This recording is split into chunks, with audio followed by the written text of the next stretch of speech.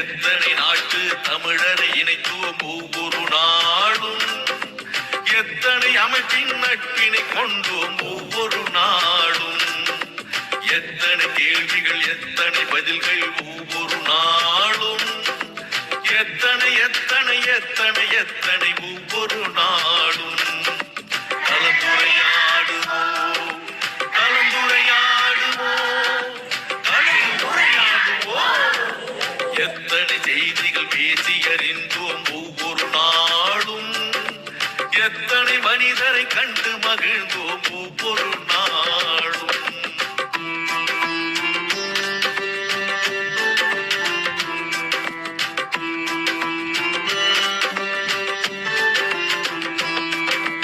திருக்குறள் வாழ்த்து பாடினோம், இசை தமிழ் பாடலும் பாடினோம், அறிவு வளர்ச்சிக்கு தேவைப்படும் வழி அனைத்தும் அனைத்தும் தேடினோம். ஆற்றல் மிகுந்த மனிதரை எல்லாம் தேடி தேடி ஓடினோம். அவர் உரை முடிந்த பின்னால் நாமும் அவருடன் கலந்து பேசினோம். உடல் நலம் பேசினோம், மனநலம் பேசினோம், பேச வேண்டிய வாழ்வின் செய்திகள் அடுக்கி அடுக்கி பேசினோம். சான்றிதழ் தந்தோம், வலையொலி தந்தோம், அன்பும் நன்றியும் போற்றினோம்.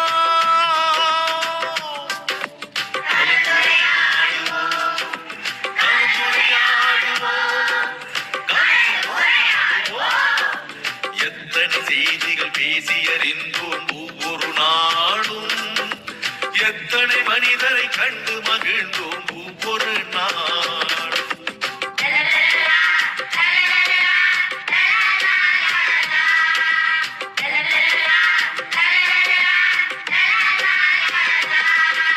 சங்க தமிழும் பேசினோம், இன்றைய தமிழும் பேசினோம். எந்த தமிழை பேசினாலும் நாம் பகுத்தறிவுடனே பேசினோம். தொல்லிய தொடங்கி சுவடிகள் வரையில் தோண்டி தோண்டி பேசினோம். பெண்ணியம் தொடங்கி சூழ்நிலை வரையில் ஆய்ந்து தோய்ந்து பேசினோம். கவிதைகள் பாடினோம், கதைகளும் கூறினோம், பட்டிமன்றத்து நிகழ்வுகள் கூட பார்த்து பார்த்து பேசினோம். பிள்ளைகள் தொடங்கி பெரியவர் வரையில் இணைப்புரை தந்து பேசினோம்.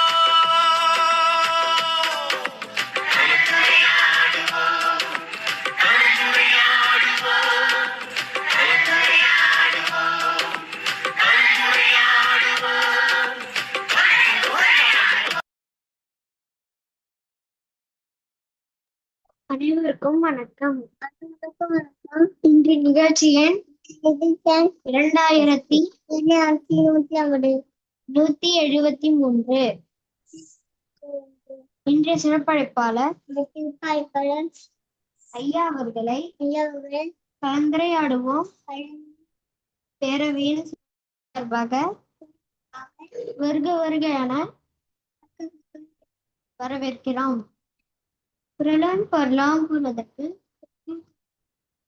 கூறுவதற்கு சகோதர சகோதரிகளை வரவேற்கிறோம். குரலும் பொருளும் வரலாற்று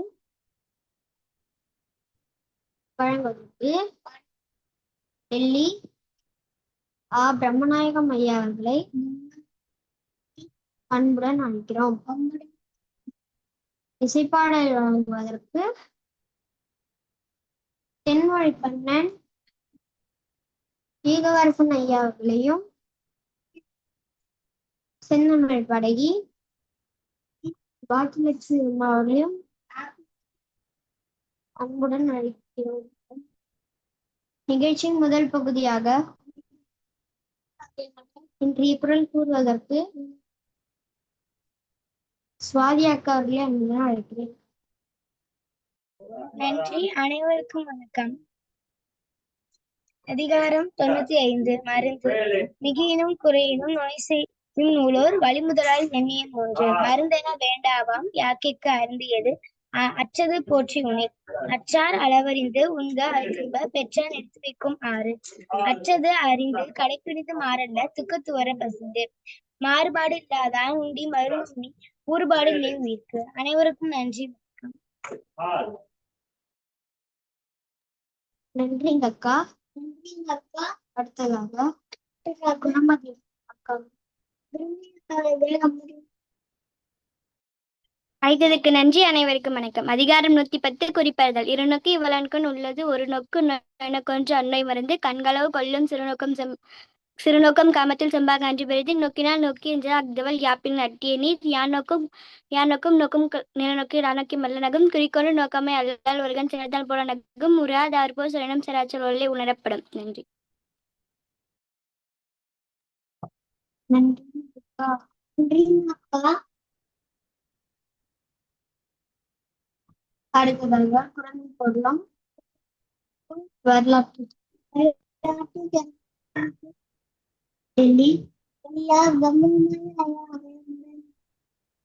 அழைத்ததற்கு நன்றி சன்னி இசான்.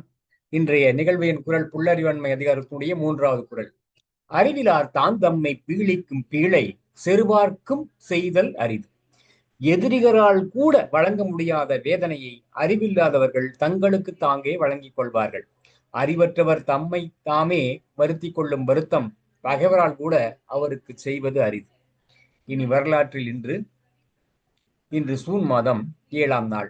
இதே நாளில் 1099ஆம் ஆண்டு முதலாவது சிலுவை போர் ஜெருசலம் மீதான தாக்குதல் தொடங்கியது.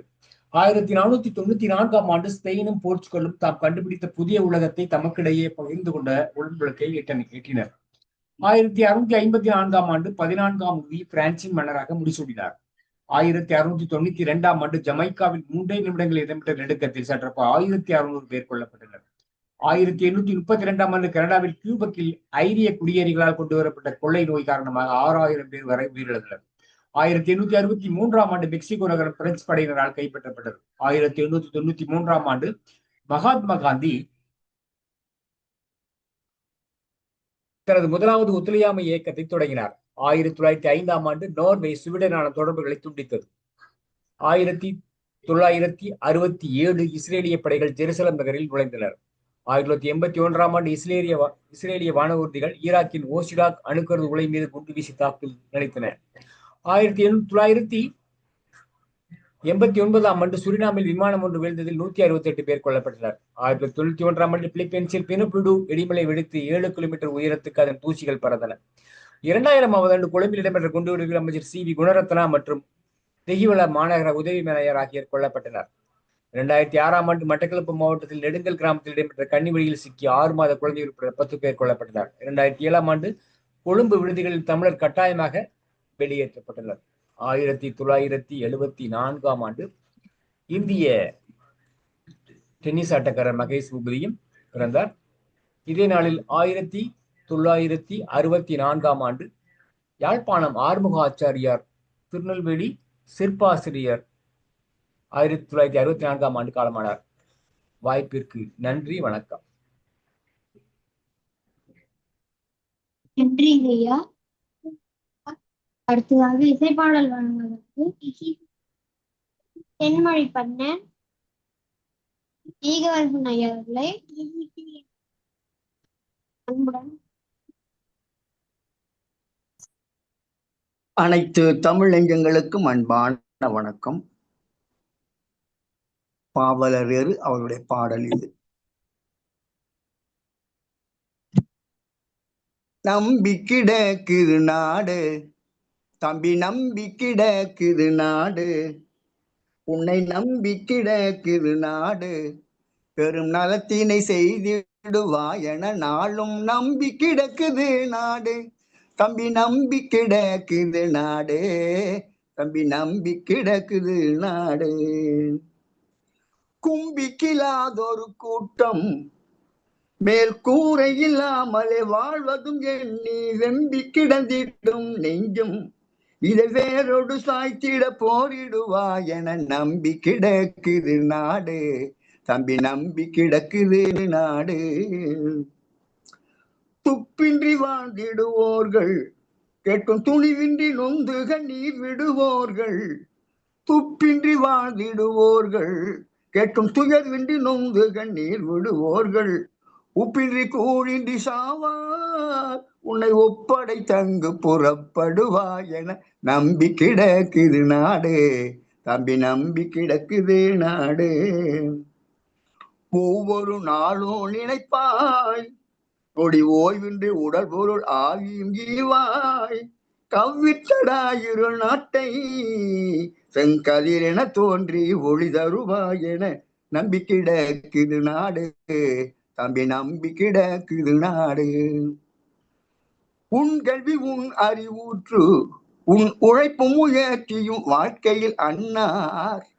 உன் கல்வி உன் அறிவூற்று உன் உழைப்பும் முயற்சியும் வாழ்க்கையும் அன்னார். புன்னிலை மாங்கிடல் வேண்டும் எனும் புத்துணர்வோடு உமை ஒத்தெழுவாய் என புத்துணர்வோடு உளம் ஒத்தெழுவாய் என நம்பி கிடக்குது நாடு தம்பி நம்பி கிடக்குது நாடு. நன்றி தம்பி, நன்றி, வணக்கம். நன்றிங்க ஐயா. அடுத்ததாக செந்தமிழ் பாடிய பாக்கியலட்சுமி அவர்களை வைக்கிறேன். அடுத்ததுக்கு நன்றி. அனைவருக்கும் வணக்கம்.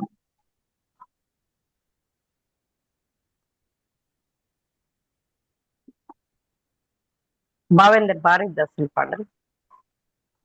வாழ்வினில் செம்மையை செய்பவள் நீயே,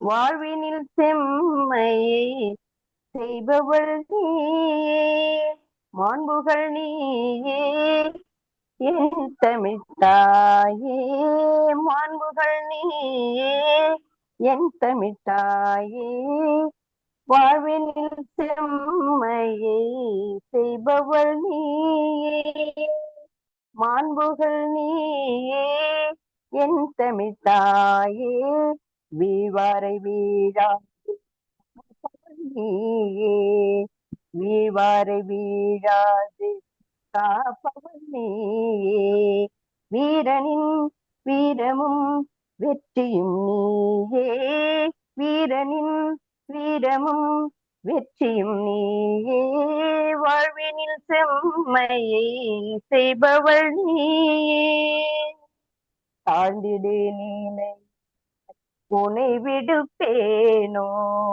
தமிழன் என்னாலும் தலை குனிவேனோ, தாழ்ந்திடு நிலையில் உனை விடுப்பேனோ, தமிழன் என்னாலும் தலை குனிவேனோ, சூழ்ந்தின்பம் நல்கிடும் ஐந்தமிழ்,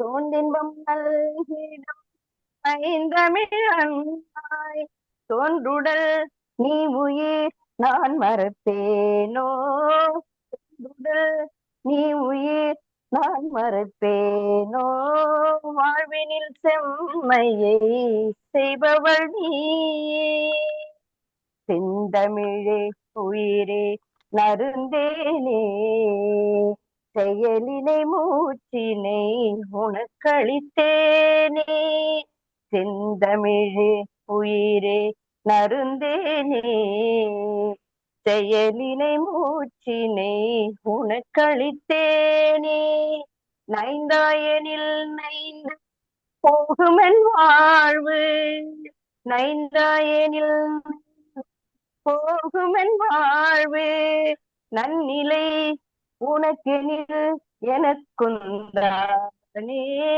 நன்னிலை உனக்கெனில் எனக்குந்தானே, செம்மையை செய்பவள் நீ,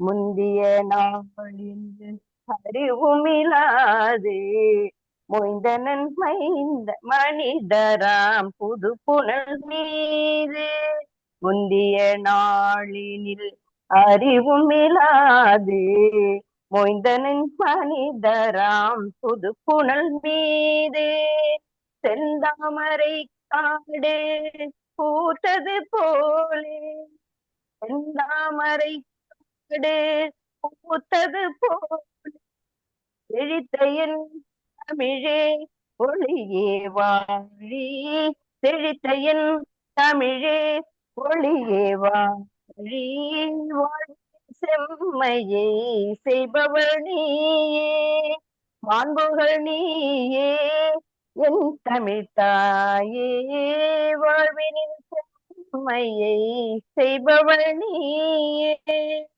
அடுத்ததுக்கு நன்றி. அனைவருக்கும் நன்றி. நன்றிங்கம்மா. இத்துடன் முதலாம் பகுதி நிறைவடைகிறது. இரண்டாம் பகுதியை சுவாதி அக்காவிடம் ஒப்படைக்கிறேன். நன்றி. நன்றி. அனைவருக்கும் வணக்கம்.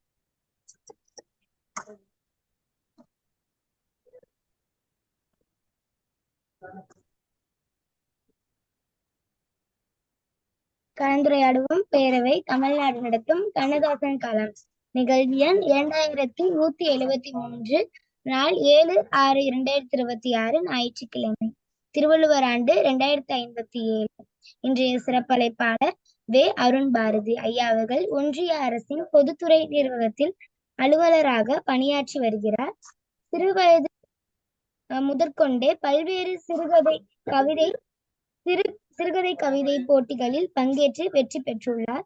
கள்ள ஓட்டு என்கின்ற சிறுகதை தொகுப்பில் இவரது கவிதை இடம்பெற்றுள்ளன. பள்ளி பருவத்தில் திருக்குறள் ஒப்புவித்தல் போட்டியில் கலந்து கொண்டு திருக்குறள் செல்வன் என்கின்ற அங்கீகாரத்தை பெற்றுள்ளார். கிராமிய நிகழ்த்து கலைகள், நாடகம் போன்ற துறைகளிலும் பங்கேற்ற அனுபவம் உண்டு. தமிழ்நாடு முற்போக்கு எழுத்தாளர் கலைஞர் சங்கம் நெல்லை மாவட்ட துணை செயலாளர் மற்றும் தமிழ்நாடு சுறார் எழுத்தாளர் கலைஞர் சங்கத்தின் நெல்லை கிளை செயலாளர். ஐயா அவர்கள் இன்று பேச எடுத்துக்கொண்ட தலைப்பு கண்ணதாசன் காலத்தின் கண்ணாடி. ஐயா தங்கள் 6 மணி வரை உரையாற்றலாம். ஐயா வாருங்களேன். சிறப்பு அழைப்பாளர் அருண் பாரதி ஐயாவுக்கு ஒரு வேண்டுகோள். ஐயா ஒளித்தடையை நீக்குங்கள். ஐயா அந்த திரையில் பாத்தீங்கன்னா நம்ம குறளமுது முத்துக்குணமதி பாத்தீங்கன்னா முகம் தெளிவா இருக்கும். அவங்களுடைய வெளிச்சம் வந்து முகத்தில் முன்னாடி இருக்குது, ஆனா உங்களுக்கு வெளிச்சம் பின்னாடி இருக்கு. நீங்க வெளிச்சம் முன்னாடி வர்ற மாதிரி பண்ணீங்கன்னா கொஞ்சம் காணொளி சிறப்பாக இருக்கும். முயற்சி பண்ணி பாருங்களேன். ஒரு நிமிஷம்.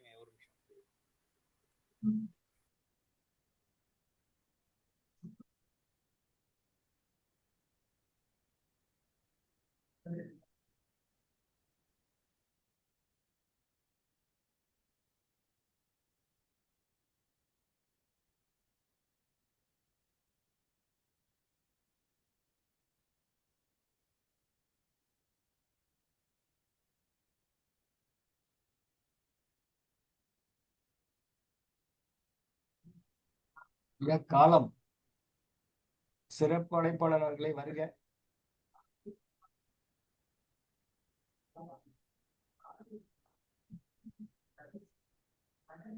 ஐயா ஒலித்தடை நீக்குங்க. ஐயா ஒலித்தடை நீக்கிட்டு பேசுங்க.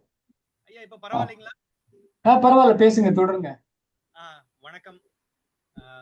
இந்த 2173வது கூட்டத்தின் சிறப்பு அழைப்பாளராக என்னை தேர்ந்தெடுத்தமைக்கு என்னுடைய பணிவான வணக்கங்களை தெரிவித்துக் கொள்கிறேன். என்னை போன்ற எளியவனை எல்லாம் மேடை ஏற்றி அழகு பார்த்து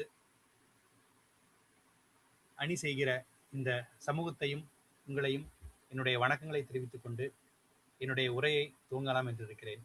இன்றைக்கு நான் எடுத்திருக்கக்கூடிய தலைப்பு என்பது கண்ணதாசன் காலத்தின் கண்ணாடி. இந்த தலைப்புக்கு ரொம்ப முக்கியமான ஒரு காரணம் இருக்கிறது. இந்த வருடம் கண்ணதாசன் தனது 99வது அகவையை நிறைவு செய்து 100ஆண்டை தொடவிருக்கிறார். அந்த ஒரு காரணத்திற்காகவே கண்ணதாசன் ஐயாவின் பாடல்களை கொஞ்சம் எடை போடலாம், கொஞ்சம் அந்த பாடல்களை எந்தெந்த பருவத்தில் எப்படிப்பட்ட மனோபாவத்தில் அவர் எழுதியிருக்கிறார் என்பதை கொஞ்சம் அசை போடலாம் என்பதற்காகவே இந்த தலைப்பை நான் தேர்ந்தெடுத்திருக்கிறேன். பொதுவாக நம் மண்ணில் வாழ்ந்த மகத்தான மனிதர்களை எடை போடுவதற்கு ஒரு எளிய மொழியில் சொல்வதற்கு தராசுகள் கிடைக்கும். இப்போ பாரதியாரை பற்றி எடை போடுவதற்கு பாரதிதாசன் அப்படி என்கிற ஒரு கவிஞன் கிடைத்தான். வழக்கமாக கவிஞர்களை நாம் கவிஞர்களாக மட்டுமே பார்ப்போம். ஆனால் பாரதிதாசன் பாரதியார் எனும் கவிஞனை தன்னுடைய தலைவனாக பார்த்திருக்கிறான். தமிழகம் தமிழுக்கு தகும் உயர்வளிக்கும் தலைவனை எண்ணி தவுங்கடக்கையில் இலகு பாரதி புலவன் தோன்றினான் அப்படின்னு பாரதிதாசன் எழுதியிருப்பாரு. ஒரு கவிஞனை தலைவனாக பாவேந்தர் பாரதிதாசன் பார்த்த இடம் அது. பெரியாரை பற்றி எத்தனையோ பேர் பேசியிருக்கிறார்கள். பெரியாரை பற்றி எவ்வளவு நேரமானாலும் பேசலாம். ஆனாலும் பெரியாரை பற்றி வெறும் 4 வரிகளில் சுருக்கி ஒரு மிகச்சிறந்த ஒரு கவிதையை எழுதியிருப்பவர் கவிஞர் காசி ஆனந்தன். அவர் பெரியாரை பற்றி என்ன சொல்கிறார் அப்படின்னா, அறிவை தடுப்பாரை, மானம் கெடுப்பாரை, மண்ணோடு பெயர்க்க வந்த கடப்பாரை தந்தை பெரியார் அப்படின்னு வந்து சொல்லியிருப்பாரு. அது மாதிரி கண்ணதாசனை எடை போடுவதற்கு கவிஞர் வாலி கண்ணதாசனின் மறைவை ஒட்டி எழுதிய அந்த ஒரு கவிதை போதும் அப்படின்னு நினைக்கிறேன். எழுத படிக்க தெரிந்த எத்தனையோ பேர்களில் யமனும் ஒருவன், எழுத படிக்க தெரியாத எத்தனையோ பேர்களில் யமனும் ஒருவன், அழகிய கவிதை புத்தகத்தை கிழித்து போட்டு விட்டான் அப்படின்னு எழுதியிருப்பாரு. இன்னொரு சமயத்துல வந்து அவரு கண்ணதாசனை பற்றி எழுதியிருப்பாரு, என் மனைவி இறந்த போது பகவத்கீதை தராத அமைதியை கூட கண்ணதாசனின் பாடல்கள் தந்தது அப்படின்னு சொல்லி வாலி சொல்லியிருப்பாரு. பகவத்கீதை அப்படின்றது இந்து சமயத்தோட ஒரு புனித நூல் அப்படின்னு சொல்லுவாங்க. அந்த புனித நூல் தராத நிம்மதியை கூட கண்ணதாசனின் பாடல்கள் தந்தது அப்படின்னா, வாலி என்கிற ஒரு கவிஞன் கண்ணதாசனின் பாடல்களை எந்த இடத்தில் வைத்து பார்க்கிறார் என்பதை நம்மளுடைய கவிதையிலிருந்து புரிந்து கொள்ள முடிகிறது. ஒரு பன்னரசன் கண்ணதாசன் அப்படின்னு சொன்னா ஒரு வாழ்வின் பெருங்கடல் அப்படின்னு சொல்லலாம். அவருடைய உள்ளத்தில் இருக்கிறதை அவர் வார்த்தைகள் என்றுமே மறைத்தது கிடையாது. அணி செய்து தன்னை மிகப்பெரியவன் என்று எழுதி காட்டிக் கொண்டதே கிடையாது. அவர் காலத்தின் கண்ணாடியாகவும் இருந்தார். தன் இதயத்தை கண்ணாடி போன்று அனைவருக்கும் தெரியும்படியும் நடந்து கொண்டார் அப்படின்னு சொல்லலாம். இந்த கடந்த காலம், நிகழ்காலம், வருங்காலம் அப்படின்னு முக்காலத்துக்கும் பொருந்துகிற காலத்தின் கண்ணாடியாக வாழ்ந்தவர் கண்ணதாசன். பொதுவாக தலைவர்கள் எல்லாம வந்து அவர்களுடைய கடந்த காலங்களை, நிகழ்காலங்களை சுய விமர்சனம் செய்யக்கூடிய ஒரு தன்மை தலைவர்களிடம் இருக்கும். சில தலைவர்கள் என்ன பண்ணுவாங்க அப்படின்னா, தன்னை பற்றி மிகைப்படுத்தி எழுதுவார்கள். ஆனால் உண்மையான தலைவன் தன்னை பற்றி சுய விமர்சனம் என்கிற வரும்போது எவ்வித சமரசங்களும் இன்றி தன்னை பற்றி வெளிப்படையாக சொல்பவன் எவனோ அவன்தான் ஒரு உண்மையான தலைவன் அப்படின்னு சொல்லலாம். கண்ணதாசனும் அப்படிப்பட்டவர் தான்.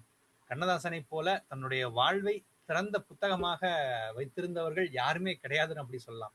காரணம், கண்ணதாசனின் குழந்தை மனம். உள்ளதை சொல்வேன், சொன்னதை செய்வேன், வேறொன்றும் தெரியாது, உள்ளத்தில் இருப்பதை வார்த்தையில் மறைக்கும் கவடம் தெரியாது அப்படின்னு எழுதினாரு. ஒரு தடவை அவர் விழுந்து அவருடைய வரலாறு அவர் எழுதிட்டு இருக்கிறாரு. அந்த வரலாறை எழுதுறப்ப வந்து பத்திரிகையாளர்கள் வந்து கேட்கிறாங்க, ஐயா பெரிய பெரிய தலைவர்கள் தான் வந்து வரலாறு எழுதுவாங்க, நீங்க எதுக்கு ஏன் எழுதுறீங்க அப்படின்னு சொல்லி கேட்டதுக்கு அவர் என்ன சொல்றாரு அப்படின்னா, அவங்க எல்லாம் எப்படி வாழணும்னு சொல்லி எழுதுனாங்க, நான் எப்படி வாழக்கூடாது அப்படின்றதுக்காக தான் என்னுடைய வரலாறு எழுதுறேன் அப்படின்னு வந்து சொல்லுவாரு. இளைஞர்களுக்கு நீங்கள் சொல்லக்கூடிய அறிவுரை என்ன அப்படின்னு அவர்கிட்ட பத்திரிகையாளர்கள் கேட்கிறப்ப, நான் சொல்றது மாதிரி வாழுங்க, நான் வாழ்றது மாதிரி வாழாதீங்க அப்படின்னு தன்னுடைய வாழ்க்கையை கூட வெட்ட வெளிச்சமாக வெளிப்படையாக பேசியவர் கண்ணதாசன். அவருடைய மிகப்பெரிய பலவீனம் என்ன அப்படின்னு சொன்னா அவருடைய மறதி சொல்லலாம், தூக்கம் சொல்லலாம், தாமதம் சொல்லலாம். இந்த 3 விஷயங்களும் கண்ணதாசனுக்கும் பலவீனமாகத்தான் இருந்தது. தன்னை பற்றி ஒரு கவிதையில் கூட ரொம்ப அழகா சொல்லியிருப்பாரு. சீசரை பெற்ற தாயும் சிறப்புட பெற்றாள், காமராசரை பெற்ற தாயும் நாட்டிற்கே பெற்றாள், அங்கு நாசரை பெற்ற தாயும் நலமுற பெற்றாள், என்னை ஆசை ஆசையாய் பெற்ற தாயோ அழுவதற்கென்றே பெற்றாள் அப்படின்னு தன்னுடைய பிறப்பை பற்றி அவர் வந்து சொல்லியிருப்பாரு. பொதுவா கண்ணதாசனுக்கு மிகப்பெரிய கடவுள் நம்பிக்கை உண்டு. அந்த கடவுள் நம்பிக்கை பாடல்களை வந்து ரொம்ப அழகா சொல்லணும். நான் கூட ஒரு கவிதையில கூட சொல்லியிருப்பேன், கண்ணீரோடு கைகூப்பி தொடும் அந்த கிழவியின் நம்பிக்கைக்காவது கடவுள் இருந்திருக்க வேண்டும் அப்படின்னு நான் சொல்லியிருப்பேன். நான் கண்ணதாசன் ரொம்ப அழகா வந்து சொல்லியிருப்பாரு, கடவுள் இருக்கா இல்லையா அப்படின்னு கேட்டா நான்லாம் கம்பன் கட்சி அப்படின்னு சொல்லலாம். கம்பன் கூட ராமாயணத்துல வந்து கடவுள்னா யாரு அப்படின்றத சொல்லியிருப்பாரு. ஒன்றே எனின் ஒன்றேயாம், பல என்று உரைக்கின் பலவேயாம், அன்றே எனின் அன்றேயாம், ஆமே எனின் ஆமேயாம், இன்றே எனின் இன்றேயாம், உளது என்று உரைக்கின் உளதேயாம், நன்றே நம்பி குடி வாழ்க்கை நமக்கு இங்கு என்னோ பிழைப்பு அம்மா அப்படின்னு சொல்லியிருப்பாரு. நம்மளுடைய நம்பிக்கை தான் கடவுள். இருக்குன்னு சொன்னா இருக்கு, இல்லைன்னு சொன்னா இல்ல. ஒண்ணு கடவுள் ஒருத்தர் தான் சொன்னா ஒருத்தர் தான், ஏகப்பட்ட பேர் கடவுள் இருக்காங்க அப்படின்னு சொன்னா ஏகப்பட்ட பேர் தான். நம்மளுடைய நம்பிக்கை தான் கடவுள் அப்படின்னு கம்பன் வந்து ரொம்ப அழகா சொல்லியிருப்பாங்க. நானும் கம்பனை ஏற்றுக்கொண்ட ஒரு கடவுள் நம்பிக்கையாளன் தான். இருக்குன்னு சொன்னா இருக்கு, இல்லைன்னு சொன்னா இல்ல. அதை பத்தி நான் வந்து கண்டுக்கிறதே இல்லை. நம்மளுடைய நம்பிக்கையும் நம்மளுடைய உழைப்பும் நாம் மற்றவர்களுக்கு செய்யக்கூடிய செயல்களில் தான் கடவுள் இருக்கிறார் அப்படின்றது தான் நான் நம்பிக்கிட்டு இருக்கேன். அதைத்தான் கண்ணதாசன் ரொம்ப அழகா சொல்லியிருப்பாரு. உள்ளோருக்கு செல்வங்கள் சொந்தம், அது இல்லாருக்கு உள்ளங்கள் சொந்தம், இல்லாத இடம் தேடி வருவான் நம் எல்லோருக்கும் தந்தை இறைவன் அப்படின்னு பார்த்தால் பசி தரும் படத்துல ஒரு பாடலை வந்து ரொம்ப அழகா எழுதியிருப்பாரு. இன்னொரு இடத்துல வந்து கடவுள் யார் அப்படின்னு கேட்டா அவருடைய மிகச்சிறந்த பதில் என்னவா இருக்கும் அப்படின்னா, அனுபவம் தான் கடவுள் அப்படின்னு இருக்கும். பிறப்பின் வருவது யாதென கேட்டேன், பிறந்து பாரென இறைவன் பணித்தான். அன்பெனப்படுவது என்னென கேட்டேன், அழித்து பாரென இறைவன் பணித்தான். முதுமை என்பது யாதென கேட்டேன், முதிர்ந்து பாரென இறைவன் பணித்தான். வறுமை என்பது என்னென கேட்டேன், வாடிப் பாரென இறைவன் பணித்தான். இறப்பின் பின்னது ஏதென கேட்டேன், இறந்து பாரென இறைவன் பணித்தான். அனுபவித்தேதான் அறிவது வாழ்க்கையெனில், ஆண்டவனே நீ ஏன் எனக் கேட்டேன். ஆண்டவன் சற்றே அருகில் நெருங்கி வந்து, அனுபவம் என்பதே நான் தான் என்றான். அப்படின்னு அனுபவம் தான் கடவுள் அப்படின்றத ரொம்ப சிறப்பா வந்து சொல்லியிருப்பாரு. ராமன் என்பது கங்கை நதி, அல்லாஹ் என்பது சிந்து நதி, இயேசு என்பது பொன்னி நதி.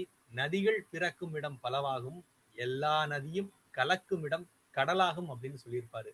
எல்லா மதங்களும் எல்லா கடவுள்களும் அன்பை மட்டும்தான் போதிக்குது, அன்பை தவிர எந்த மதமும் வந்து அதை தாண்டி வேற எதையும் போதிக்கல அப்படின்னு கண்ணதாசன் முதற்கொண்டு எல்லா ஞானிகளும் அதைத்தான் சொல்லிட்டு இருக்கிறாங்க. அதை புரிந்து கொள்ளாத இன்னைக்கு மனிதர்கள் தான் மதவாதிகள்னு தன்னை நினைச்சுக்கிட்டு மற்றொரு மதத்தை தாக்கி தன்னுடைய மதத்தையும் அசிங்கப்படுத்தி கொண்டிருக்கிறார்கள் அப்படின்னு தான் இந்த இடத்துல எனக்கு சொல்ல தோணுது. கண்ணதாசனோட கண்ணன் பாடல்கள் கேட்டா ரொம்ப அற்புதமான பாடல்கள். சமீபத்துலதான் வந்து நிறைய பாடல்கள் வந்து கேட்க தான் வந்து இந்த பாட்டு யார் எழுதுனாங்க அப்படின்னு தேடி போய் பாக்குறப்ப எனக்கு பிடித்த பாடல்கள் எல்லாமே வந்து கண்ணதாசன் எழுதின பாடல்களா இருக்கிறப்ப வந்து ரொம்ப ஆச்சரியமா இருந்தது எனக்கு. என்ன படம் அப்படின்னா ராமு அப்படின்ற ஒரு படம் நினைக்கிறேன். அந்த படத்துல வந்து ஜெமினி கணேசன் தன்னுடைய பையனுக்கு வாய் பேச முடியாது, தற்கொலை பண்ணிக்கணும் அப்படின்னு சொல்லி கடல் பக்கம் போவாங்க, கடற்கரைக்கு போவாங்க. அப்போ தூரத்துல ஒரு அனாதை ஆசிரமத்துல இருக்கக்கூடிய ஒரு பாடல், கண்ணன் வந்தான் அங்கே கண்ணன் வந்தான் அப்படின்ற ஒரு பாடல் கேட்குது. கேட்ட உடனே சரி அங்க என்னதான் இருக்கு போய் பார்ப்போம் அப்படின்னு தன்னுடைய பையனை கூட்டிட்டு அந்த ஆசிரமத்துக்கு போவாரு. அங்க போனதுக்கு அப்புறமா சீர்காழி கோவிந்தராஜன் பாடல் ஆரம்பிச்சு வைப்பாரு. ரொம்ப அட்டகாசமான ஒரு பாடல். இன்னைக்கு இருக்கிற குழந்தைங்க அந்த மாதிரி பாடலாம் கேட்டு வளரணும் அப்படின்னு ஆசைப்படுறேன். கவலைகளை உன்னிடத்தில் தந்தேன் கண்ணா, கருணையே அருள் செய்ய வருவாய் கண்ணா அப்படின்னு அந்த வேண்டுதலை வந்து இந்த பாடலோட அற்புதம் என்னன்னா, சீர்காழி கோவிந்தராஜன் இந்த பாடலை ஆரம்பிச்சு அதுக்கப்புறம் வந்து நம்மளுடைய மதுரையின் பாடகர் ரொம்ப அழகா வந்து பாடியிருப்பாரு, அந்த பாடலை முடிச்சிருப்பாரு. ராம படத்துல அந்த பாட்டு வந்து வெளிவருது. மனமுருகி வேண்டுனா இறைவன் நம்முடைய பிரார்த்தனைகளுக்கு செவி சாய்ப்பான் அப்படின்ற ஒரு வலுவான கருத்தை வந்து கண்ணதாசன் அந்த பாடல்ல சொல்லியிருப்பாரு. இன்னொரு பாடல் என்னன்னா, நானும் ஒரு பெண் அப்படின்ற ஒரு படத்துல வந்து ஒரு நிற வெறுப்பு அப்படின்ற அந்த படத்துல வந்து அந்த கதாநாயகன் மேல எப்பவுமே இருந்துகிட்டே இருக்கும். அந்த படத்துல வரக்கூடிய மாமனாருக்கு விஜயகுமாரி அந்த படத்துல வரக்கூடிய கதாநாயகி இருக்காரு. அப்போ கண்ணன் கிட்ட அந்த தன்னுடைய நிறத்தை ஏன் இப்படி என்னை படைச்ச அப்படின்னு சொல்ற மாதிரி ஒரு பாடல் வரும். கண்ணா கருமை நிற கண்ணா, உன்னை காணாத கண்ணில்லையே, உன்னை மறுப்பார் இல்லை, கண்டு வெறுப்பார் இல்லை, என்னை கண்டாலும் பொறுப்பார் இல்லை அப்படின்னு அந்த பெண் தன்னுடைய பரிதாப நிலையை அந்த பாடல்ல சொல்ற மாதிரி வந்திருக்கும். இறுதியில வந்து உச்ச கட்டமா யாருக்கிட்ட கடன் வாங்கி அந்த கடனை தீர்க்கிறதுக்கு என்ன நீ பெத்த கண்ணா அப்படின்னு சொல்லி கண்ணன் கிட்ட தன்னுடைய ஆதங்கத்தை கோவத்தை வந்து நீதி கேட்கிற மாதிரி அந்த பாடல் வந்து முடிச்சு வச்சிருப்பாரு. ரொம்ப அழகான பாடல். இன்னும் நிறைய பாடல்கள் சொல்லலாம். தெய்வம் படத்துல வரக்கூடிய திருச்செந்தூரின் கடலோரத்தில் செந்தில்நாதன் அரசாங்கம் அந்த பாடலா இருக்கட்டும், திருமால் பெருமை படத்துல வந்து திருமால் பெருமைக்கு நிகரேது அப்படின்ற வரக்கூடிய பாடலா இருக்கட்டும், லட்சுமி கல்யாணம் படத்துல ராமன் எத்தனை ராமனடி அப்படின்ற ராமனை வந்து அப்படி பல விதங்கள்ல வந்து வர்ணிச்சு பாடின அந்த பாடலா இருக்கட்டும், இதற்கெல்லாம் மணிமுகுடமா வைக்கக்கூடிய அந்த கர்ணன் படத்தை உள்ளத்தில் நல்ல உள்ளம், இந்த பாட்டை கொஞ்சம் ஆழ்ந்து கேட்க ஆரம்பிச்சா தன்னாலேயே வந்து கண்ணில் வந்து கண்ணீர் வந்துடும். அந்த அளவுக்கு ஒரு அற்புதமான பாடல் கொடுத்தவர் நம்ம கண்ணதாசன். அப்புறம் கந்தன் கருணை படத்துல வரக்கூடிய அறுபடை வீடு கொண்ட திருமுருகா அப்படின்ற ஒரு பாடல் இருக்கட்டும், எத்தனையோ பாடல்களை வந்து கண்ணதாசன் எழுதியிருக்கிறாரு. இத்தனை பாடல்களை எழுதிய கண்ணதாசன் தான் கடவுளை திட்டவும் செய்திருக்கிறார். திருடனும் அரகரா சிவசிவா என்றுதான் திருநீறு பூசுகின்றான், சீட்டாடும் மனிதனும் தெய்வத்தின் பேர் சொல்லி சீட்டை புரட்டுகின்றான், முரடனும் அறிவாளால் காரியம் பார்த்த பின்னே முதல்வனை வணங்குகின்றான், முச்சந்தி மங்கையும் முக்காடு நீக்கையில் முதல்வனை கூவுகின்றாள், வருடுவார் கைக்கெல்லாம் வளைகின்ற தெய்வமே என் வாழ்க்கையை காக்கவில்லையே, மலர் கொண்ட கூந்தலை தென்றல் தாளாட்டிடும் மதுரையே மீனாட்சி உமையே அப்படின்னு சொல்லியிருப்பாரு. எவனுக்கெல்லாம் வந்து நீ வந்து ஹெல்ப் பண்ற, என்னையே காப்பாத்தலையே கடவுளையே அப்படின்னு சொல்லி பாடியிருப்பாரு. இன்னொரு பாடல் கூட உண்டு, கடவுள் ஏன் கல்லானார் மனம் கல்லாய் போன மனிதர்களாலே அப்படின்ட்டு. கடவுளை அவர் திட்டவும் செஞ்சிருக்கிறாரு. கடவுள் மேல இருக்கக்கூடிய பற்றா இருக்கட்டும், கடவுள் பற்றையும் மீறி அவருக்கு இருந்தது தமிழ் பற்று அப்படின்னு சொல்லலாம். இந்த திருவிளையாடல் படம், அந்த படத்துல வரக்கூடிய அந்த பானபத்திரர் அப்படின்ற ஒரு கேரக்டர் வரும். என்னன்னா, நம்ம நடிகர் வந்து அழகா ஒரு பாடல் பாடிட்டு போயிடுவாரு, போட்டிக்கு கூப்பிடுவாரு. அந்த போட்டிக்கு கூப்பிடுறத பார்த்து மன்னர் வந்து என்ன பண்ணிட்டாரு அப்படின்னா, பானபத்திரர் கிட்ட அந்த போட்டி பாடல் பாடக்கூடிய பொறுப்பை வந்து ஒப்படைச்சிடுறாரு. அவரை பார்த்து ரொம்ப பயந்து. சொல்லுங்கம்மா, பேசலாங்களா?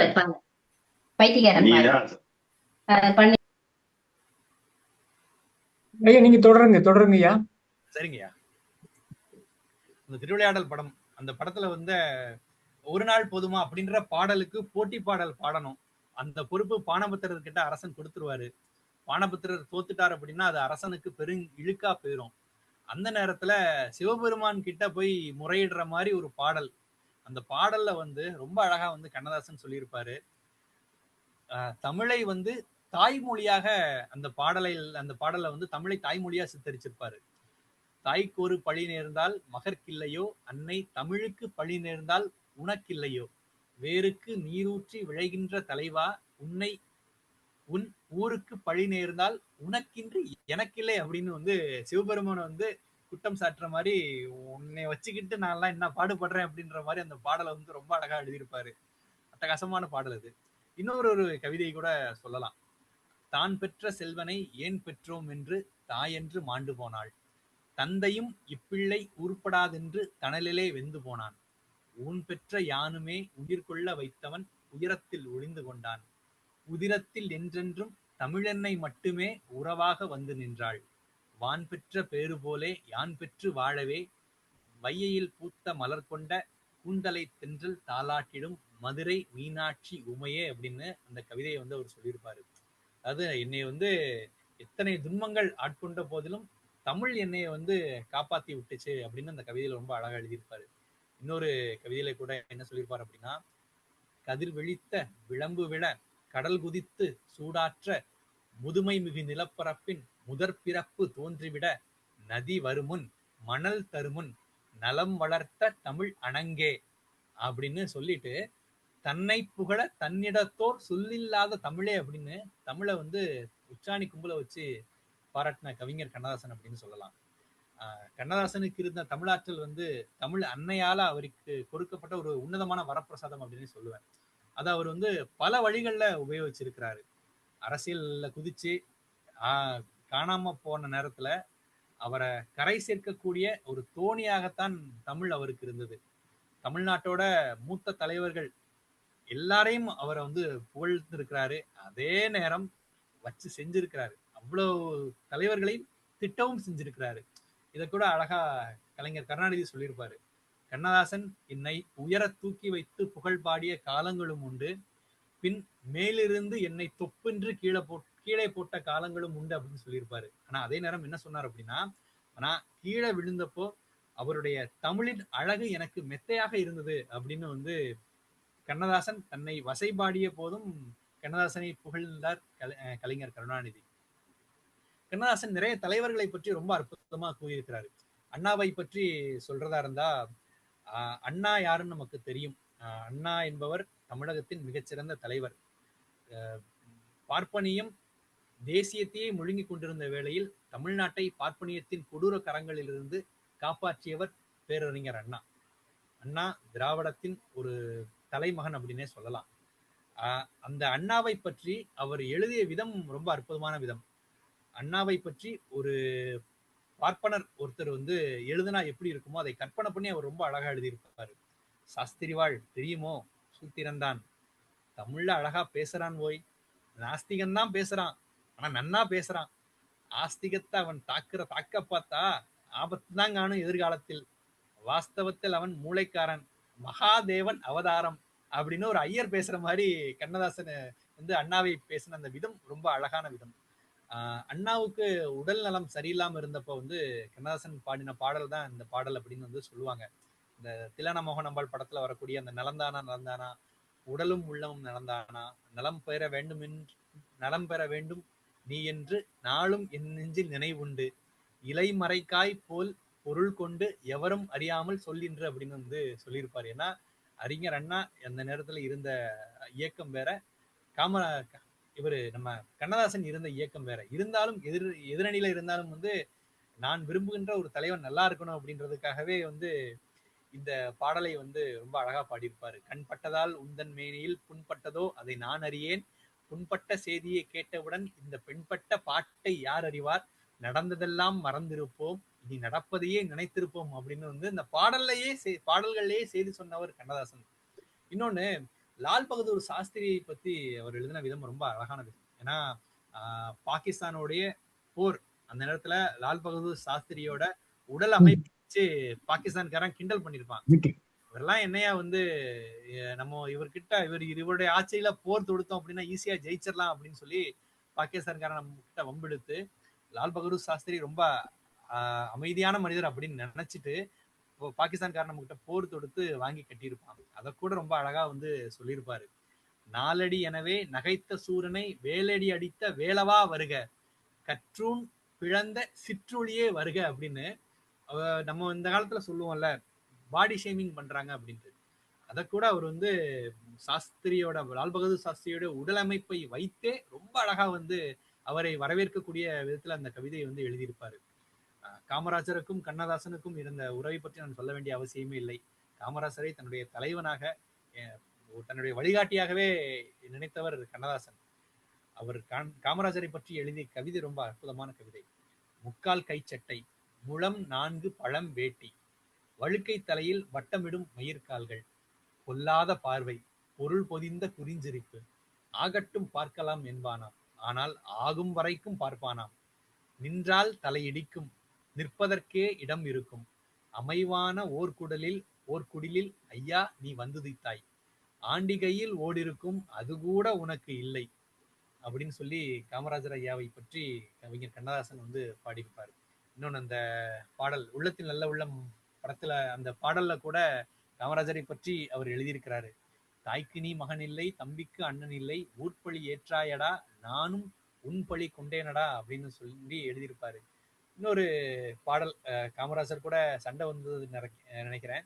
அப்போ காமராஜருக்கு தூது விடக்கூடிய அந்த வாய்ப்பை வந்து ஒரு படத்துல வந்து அவர் ஏற்படுத்தி கொடுத்து அதுக்கும் ஒரு பாடல் எழுதியிருப்பாரு. அந்த சிவகாமி மகனிடம் செய்தி சொல்லடி, என்னை சேரும் நாள் பார்த்து சொல்லடி, வேறு எவரோடும் நான் பேச வார்த்தை எய்தடி, வேலன் இல்லாமை தோகை எய்தடி அப்படின்னு சொல்லி எழுதியிருப்பாரு. காதல் பாடல்கள் தான் நினைப்போம், ஆனா காதல் பாடல்களையும் ஒரு அரசியல் இருக்கும், ஒரு வரலாறு இருக்கும். இது கண்ணதாசனால் மட்டுமே முடியும். கண்ணதாசனோட கவிதைகள் எனக்கு ரொம்ப பிடிச்ச விஷயங்கள் 3. அவருடைய கவிதைகள், அவருடைய பாடல்கள் ஏன் பிடிக்கும் அப்படின்னா ஒரு 3 காரணத்தை சொல்லலாம். ஒண்ணு வந்து அவர் பாடல்களில் இருக்கக்கூடிய எளிமை. ரொம்ப எளிமையான வார்த்தைகளை மட்டும்தான் பயன்படுத்துவார். ஆனால் அந்த எளிமையை கூட ரொம்ப வலிமையா வந்து கொடுப்பாரு. இன்னொன்னு, ரொம்ப சுருங்க சொல்லி விளங்க வைக்கக்கூடிய ஒரு பாணி அவருடைய பாடல்கள்ல இருக்கும். எளிமை பத்தி பார்த்தோம் அப்படின்னா, இந்த காலத்துல வந்து அரசர் காலத்துல வந்து ஒவ்வொரு வீடுகளையும் வந்து போர் வந்துட்டா ஒவ்வொரு வீடுகளையும் வந்து இருக்கக்கூடிய ஆண்மகன்கள் வந்து போருக்கு போகணும். ஆண்மகன்கள் போருக்கு போறப்ப அந்த ஆண்மகனை கல்யாணம் செஞ்சுக்கிட்ட மனைவி படக்கூடிய ஒரு பாட்டை வந்து ரொம்ப அழகா எழுதியிருப்பாரு. ஏன்னா போருக்கு போறவன் எப்படி வருவானா இல்லையா, எப்படி வருவான் தெரியாது, நான் அதுக்கப்புறம் என்னுடைய தாலி நிலைக்குமான்னு தெரியாது அப்படின்னு அந்த மனைவிமார்கள் படக்கூடிய பாட்டை ரொம்ப அழகா வந்து கவிதை எழுதியிருப்பாரு.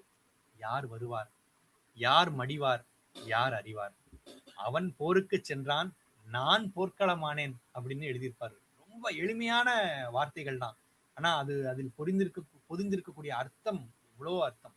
இன்னைக்கு இலக்கியங்கள்ல புராணங்கள்ல சொல்லப்பட்ட விஷயங்களை தன்னுடைய பாடல்கள்ல எடுத்து கையாண்டு பாமர மக்களுக்கும் புரியும்படி எளிமையாக சொன்ன படைப்பாளர் கண்ணதாசன். பாடல்கள்ல வந்து இதிகாச சம்பவங்களை கொண்டு வந்து படத்தோட கதையோட்டத்தை வந்து ரசிகனுக்கு ரொம்ப எளிதா கடத்திய இயக்குனருடைய வேலையை வந்து ரொம்ப எளிதாக்கிய மாமேதை அவர் அப்படின்னு சொல்லலாம். எப்படின்னா, ஒரு பாடல், அழுகணி சித்தர் அப்படின்ற ஒரு சித்தர் வந்து உடல் பற்றி பாடின பாட்டை ரொம்ப அழகா வந்து அவர் வந்து புரியிறபடி எழுதியிருப்பாரு. அத அந்த கண்ணதாசனுடைய பாடல நான் முதல்ல சொல்லிடுறேன். எட்டடுக்கு மாளிகையில் ஏற்றி வைத்த என் தலைவன் விட்டு விட்டு சென்றானடி வேறுபட்டு நின்றானடி. இது வந்து சாதாரணமா வந்து ஒரு காதலில் தோல்வியுற்ற இல்லைன்னா தன்னுடைய கணவன் தன்னை விட்டு போயிட்டானே அப்படின்னு சொல்லக்கூடிய ஒரு கதாநாயகி, ஒரு தலைவி பாடக்கூடிய ஒரு பாடலா தான் நமக்கு தெரியும். அந்த எட்டடுக்கு மாளிகையில் அப்படின்ற ஒரு வார்த்தை வந்து எனக்கு கொஞ்சம் புதுசா தெரிஞ்சது. அந்த எட்டடுக்கு மாளிகையில் அப்படின்னா எதை பத்தி அவர் கண்ணதாசன் குறிப்பிட்டார் அப்படின்னு போனா, இந்த பாடலுக்கான அர்த்தம் அழுகணி சித்தர் எழுதின ஒரு பாடல்ல இருந்து அந்த ரெஃபரன்ஸ்ல வந்து எடுத்திருக்கிறாரு. எண்ஜான் உடம்படியோ ஏழிரண்டு வாயிலடி பஞ்சாயக்காரைவர் பட்டணம் முன்னிருந்தார் என்று அஞ்சாமல் பேசுகிறாய் ஆக்கினைக்கு தான் பயந்து நெஞ்சார நில்லாமல் என் கண்ணம்மா நிலை கடந்து வாடுறேண்டி அப்படின்னு உடலை பற்றி 8 சான் உடம்புதான் 7-2-14 வாயிலடி அப்படின்னு சொல்லி அந்த அழுகணி சித்தர் பாடலை கூட அவர் கையாண்ட விதம், தன்னுடைய பாடல்களை வந்து கொடுத்த விதம் வந்து ரொம்ப அற்புதமா சொல்லலாம். இன்னொன்னு சொல்றதா இருந்தா, ராமாயணத்தை கூட, ராமாயணத்தில் வந்த ஒரு விஷயத்தை கூட தன்னுடைய பாடல்கள்ல ரொம்ப எளிமையா சொல்ல முடியும். அதாவது லக்ஷ்மணன் கிட்ட ராமன் வந்து தேத்துற விதத்துல இந்த பாடல், நதியின் பிழையன்று நறும்புணல் இன்மையற்றே பதியின் பிழையன்று பயந்து நம்மை புறந்தாள் மதியின் பிழையன்று மகன் பிழையன்று மைந்த விதியின் பிழை நீ இதற்கென் கொல் வெகுண்டெழுந்தாய் அப்படின்னு சொல்லி லட்சுமணனோட கோபத்தை அடக்குவதற்கு ராமன் பாடுற மாதிரி இந்த பாடல் வரும். இந்த பாடலை கூட ரொம்ப அற்புதமா ஒரு பாடல்ல வந்து சொல்லியிருப்பாரு. நதி வெள்ளம் காய்ந்து விட்டால் நதி செய்த குற்றம் இல்லை விதி செய்த குற்றம் அன்றி வேறு யாரம்மா அப்படின்னு ரொம்ப எளிமையா அந்த பாடலை வந்து கொடுத்திருப்பாரு. அடுத்து எளிமையா நான் சொல்லிட்டேன். இந்த சுரங்க கூறி விளங்க வைக்கிற பாணி வந்து ரொம்ப அற்புதமான பாணி அவருக்கு. ஒட்டுமொத்த கதையை கூட ஒரு பெரிய தத்துவத்தை கூட 2 வரிகள்ல அவர் வந்து சொல்லிடுவாரு. உதாரணமா அவருடைய நிறைவான கடைசியா அவர் எழுதின பாடல் கண்ணே கலைமானே 3ஆம் பிறை படத்துல வரக்கூடிய பாடல். இந்த கண்ணே கலைமானே அந்த பாடல்ல படத்துடைய மொத்த கதையையும் வந்து அவர் சொல்லியிருப்பாரு. உனக்கே உயிரானேன் என்னாலும் என்னை நீ மறவாதே. இந்த என்னாலும் என்னை நீ மறவாதே இந்த வரிதான் அந்த படத்துடைய ஆன்மா அப்படின்னு சொல்லலாம். கதாநாயகி கடைசியில அவருடைய பைத்தியம் தெளிஞ்சு அவரை விட்டு போயிருவா, என்ன மறந்துடாத அப்படின்னு கதாநாயகன் சொல்ற மாதிரி இருக்கும். இந்த பாடலை அந்த படத்தோட மொத்த கதையும் அந்த பாடல் அந்த ஒரு வரியிலே அவர் வந்து சொல்லியிருப்பாரு. இன்னொன்னு சொல்றதா இருந்தா ரொம்ப அழகான ஒரு கவிதை.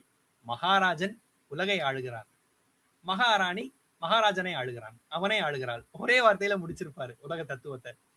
எதுல இருந்து கூட கண்ணதாசன் வந்து பாடல் எழுத முடியும். ஒரு தடவை அவர் வந்து கார்ல வந்து புதுச்சேரி போயிட்டு இருந்தாருன்னு நினைக்கிறேன். அப்போ ஒரு ஸ்நாக்ஸ் சாப்பிடுறப்ப பக்கோடா மடிச்சு கொடுத்த பேப்பர்ல ஒரு கவிதை அவருக்கு கிடைச்சது.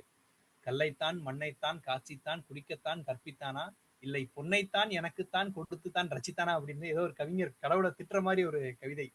இந்த சந்தம் அவருக்கு ரொம்ப பிடிச்சு அந்த சந்தத்தை வந்து இன்னொரு பாடல்ல வந்து அவர் பயன்படுத்தி இருப்பாரு. அத்தான் என்னத்தான் அவர் என்னைத்தான் எப்படி சொல்வேன் நடி அப்படின்னு ஒரு பாடல், ஒரு ரொம்ப அழகான காதல் பாடல். அந்த பாடல்ல அந்த சந்தத்தை வந்து அவர் பயன்படுத்தி இருப்பாரு. அவருடைய காதல் பாடல்கள் ரொம்ப அற்புதமானவை. அவர் தத்துவத்திலையும் ரொம்ப அழகா எழுதியிருப்பாரு. காதல் பாடல்களையும் அந்த மாதிரி அந்த காதல் பாடல்கள் இப்போ நீங்க கேட்டா கூட ரொம்ப புதுசா இருக்கிற மாதிரி இருக்கும். இந்த நான் பேச நினைப்பதெல்லாம் நீ பேச வேண்டும் அந்த பாடல் ரொம்ப அழகான பாடல். நான் காணும் உலகங்கள் நீ காண வேண்டும், நீ காணும் பொருள் யாவும் நானாக வேண்டும், பாலோடு பழம் யாவும் உனக்காக வேண்டும், பாவை உன் முகம் பார்த்து பசியாற வேண்டும், மனதாலும் நினைவாலும் தாயாக வேண்டும் நானாக வேண்டும், மடி மீது விளையாடும் சேயாக வேண்டும் நீயாக வேண்டும். ஆஹா, எவ்வளவு அழகான ஒரு காதல் பாடல்.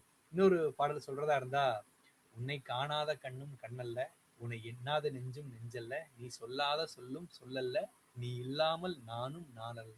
அதுல இங்கு நீ ஒரு பாதி நான் ஒரு பாதி, இதில் யார் பிரிந்தாலும் வேதனை பாதி, காலங்கள் மாறும் காட்சிகள் மாறும், காதலின் முன்னே நீயும் நானும் வேறல்ல அப்படின்னு சொல்லியிருப்பாரு. ஒரு தெய்வம் இல்லாமல் கோவிலும் இல்லை, ஒரு கோவில் இல்லாமல் தீபமும் இல்லை, நீ அந்த கோவில் நான் அங்கு தீபம், தெய்வத்தின் முன்னே நீயும் நானும் வேறல்ல அப்படின்னு ரொம்ப அழகான ஒரு பாடல். இன்னொரு பாடல் சொல்றதா இருந்தா, ஒருத்தி ஒருவனை நினைத்து விட்டால் இந்த உறவுக்கு பேர் என்ன. இந்த பாடல் காதல் சொல்லிச்சு. நினைக்க தெரிந்த மனமே உனக்கு மறக்க தெரியாதா. இந்த பாடல் ஒரு பிரிவோட துயரத்தை வந்து ரொம்ப அழகா வந்து பேசுனது அப்படின்னு சொல்லலாம். காதல் சிறகை காற்றினில் விரித்து வானவீதியில் பறக்கவா. இந்த பாடல் வந்து பிரிந்தவர் மறுபடியும் சேர்றப்ப அந்த இழக்கூடிய ஒரு அழுகையோட ஆனந்தத்தை வந்து இந்த பாடல் வந்து வெளிப்படுத்துச்சு அப்படின்னு சொல்லலாம். அப்புறம் இன்னொரு பாடல், மலர்ந்து மலராத பாதி மலர் போல வளரும் வெளிவண்ணமே. ஒரு ரொம்ப அழகான ஒரு பாடல். இன்னொரு, கேட்டதும் கொடுப்பவனே கிருஷ்ணா கிருஷ்ணா, கீதையின் நாயகனே கிருஷ்ணா. இந்த குறையோடு பிறந்ததால அனாதையாக்கப்பட்ட ஒருவன் ஆண்டவனை நோக்கி அறைகோல் விடுத்ததை சொல்லிச்சு இந்த பாடல். இந்த சின்ன சின்ன கண்ணனுக்கு என்னதான் புன்னகை. இந்த பாடல் கேட்டீங்கன்னா மகப்பேர் அப்படின்ற ஒரு மருத்துவத்தை வந்து கவிதை மொழியில கத்துக் கொடுத்துச்சு இந்த பாடல் அப்படின்னு சொல்லலாம். இன்னொரு பாடல், தங்கத்திலே ஒரு குறை இருந்தாலும் தரத்தினில் குறை வருமோ, கம்பீரமாக கால் பதித்து நடக்க வேண்டிய தன்னம்பிக்கை தாழ்வு மனப்பான்மையால தவழ்ந்து வர்றப்ப அள்ளி அணைத்து ஆதரவு கரம் நீட்டிச்சு இந்த பாடல்.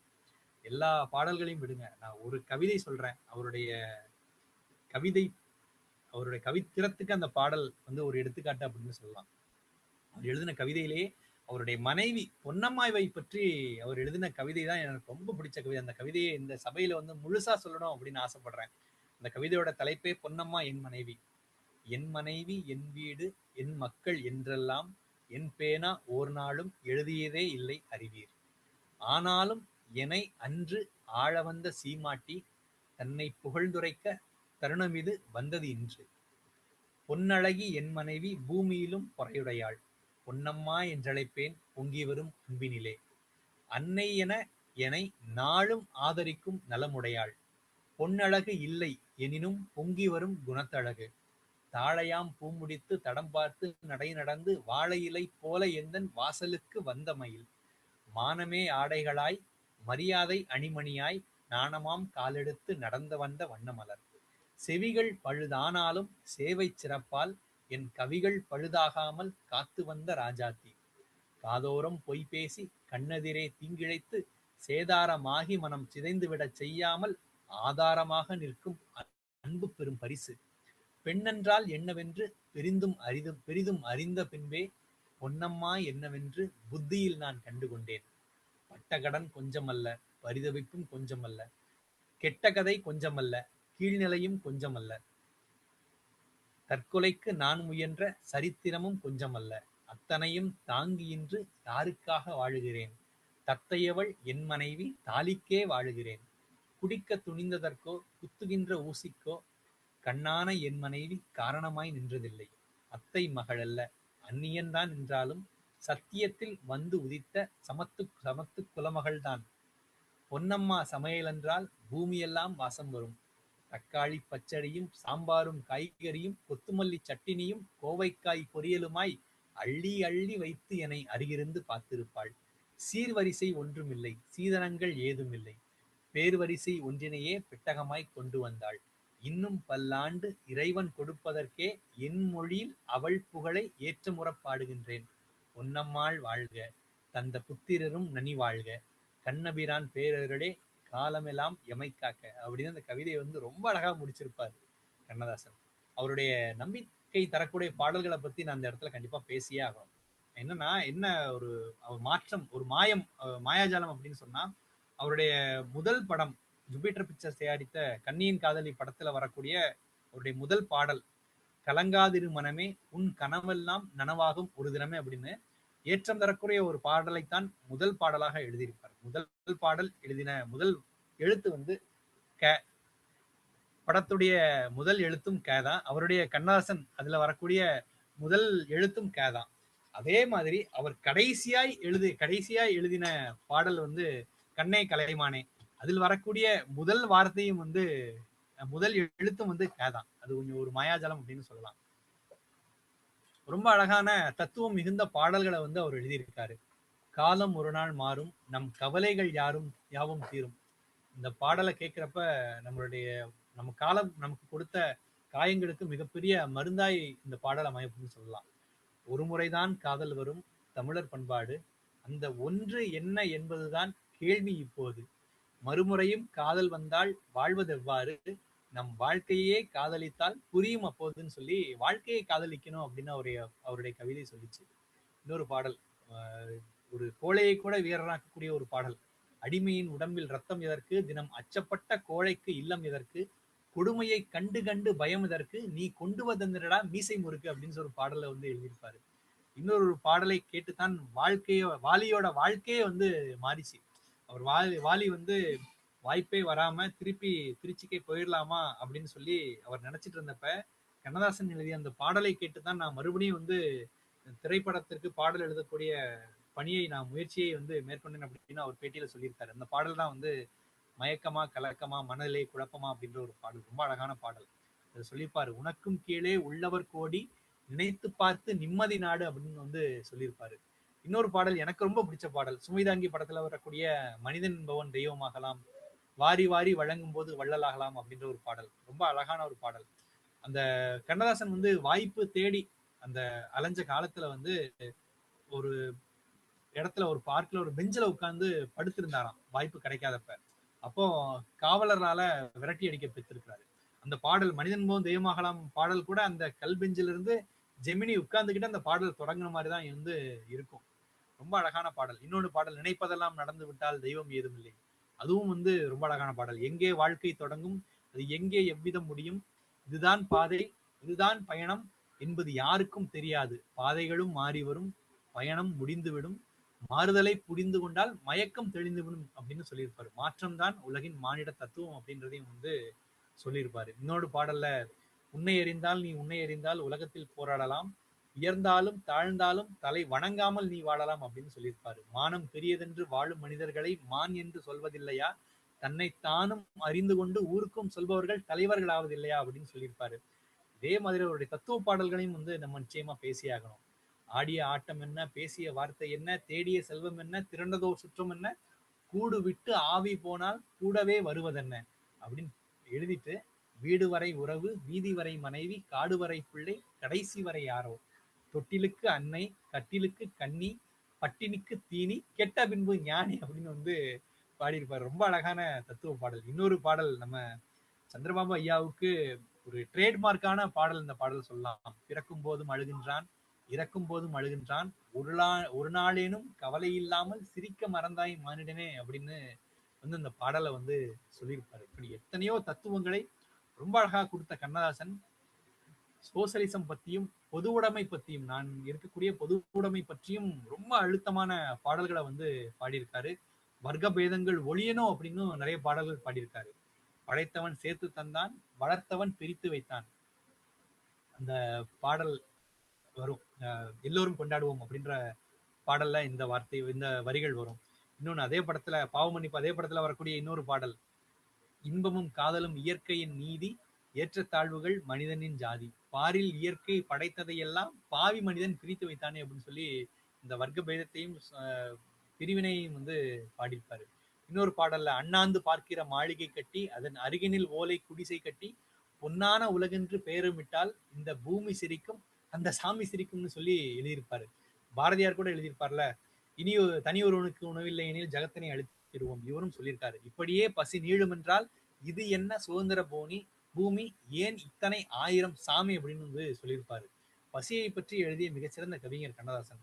பசியால் புரட்சி வரும், பாமரர்கள் சேர்ந்தெழுந்தால் அசையாத மாளிகையும் ஆடி பொடிபடுமாம், அடி வயிற்று பற்றிவிட்டால் அடுத்து நடப்பதென்ன, கொடிய பசி வந்துவிட்டால் குமுறும் எரிமலைதான் சொல்லிட்டு ஜனநாயகம் பத்தி அவர் வந்து சொல்லியிருப்பாரு. முட்டாள்கள் பலர் கூடி முடிவு செய்ததாலே முழுதான ஜனநாயகம் அப்படின்னு சொல்லியிருப்பாரு. எல்லாருக்கும் எல்லாமும் கிடைக்க வேண்டும், இல்லையெனில் இந்நாடு அழிய வேண்டும் அப்படின்னு வந்து அந்த சோசியலிசத்தை பத்தியும் பொதுவுடைமை பத்தியும் ரொம்ப அழகா பாடிய கவிஞர் கண்ணதாசன். எல்லாரும் எல்லாமும் பெற வேண்டும், இங்கு இல்லாமை இல்லாத நிலை வேண்டும், வல்லான் பொருள் குவிக்கும் தனியுடைமை நீங்கி வர வேண்டும் திருநாட்டில் பொது உடைமை அப்படின்னு பொது உடைமை தத்துவம் தான் நாட்டின் ஒரு உலகத்துக்கு, இந்த நாட்டிற்கு மிகச்சிறந்த தத்துவம் அப்படின்றதையும் வந்து சொல்லியிருப்பாரு. 100 வேலி மிராசுதாரும் நோய் பிடித்த உழவர் மாறும் சோற்றுக்கென்று சண்டை போடும் உலகம் எங்கும் அந்த சோசியலிசம் கொண்டு வந்தால் உயிர்கள் தங்கும் அப்படின்னு வந்து பாடியிருப்பாரு. இப்படி சோசியலிச சோவியத் புகழ் பாடும் கவிஞரோட மனதில நீங்காத இழல் பிடித்த தத்துவம் சமதர்மம் அப்படின்றதுல எந்த ஒரு சந்தேகமும் கிடையாது. சத்தியத்தின் எச்சரிக்கை, சமதர்மம் நாடுங்கள், சத்தியத்தின் எச்சரிக்கை, சரித்திரத்தை மாற்றுங்கள் அப்படின்னு எழுதியிருப்பாரு. இப்படி எத்தனையோ பாடல்கள்ல தன்னுடைய வாழ்க்கையை பற்றி, தன்னுடைய வாழ்ந்த காலத்தை பற்றி, தான் எடுத்துக்கொண்ட தத்துவத்தை பற்றி எந்த ஒரு ஒளிவு மறைவும் இல்லாத ஒரு எழுதிய கவிஞர், மிகச்சிறந்த கவிஞர் கண்ணதாசன். இந்த கண்ணதாசனை பற்றி பேசுவதற்கு இந்த ஒரு வாய்ப்பு எனக்கு கிடைத்ததை நான் பெருமையாக நினைக்கிறேன். நன்றி, வணக்கம். சிறப்பாக உரையாற்றிய ஐயா அவர்களுக்கு மனமார்ந்த நன்றி தெரிவித்துக் கொள்கின்றோம். நன்றி ஐயா. வாழ்த்துறை வழங்குவதற்கும் திருக்குறள் காமராஜர்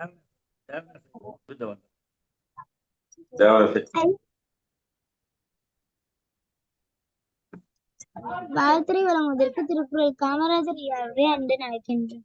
திரு தயாநிலை இருக்குமாறு டில்லி பிரம்மநாயகம் ஐயா அவர்களை அன்புடன் கேட்டுக்கொள்கின்றோம். வாருங்கள். பிரம்மநாயகம் ஐயா, நீங்க பேசுங்க, வந்துடுறேன், ஒரே நிமிஷம். அழைத்ததற்கு நன்றி.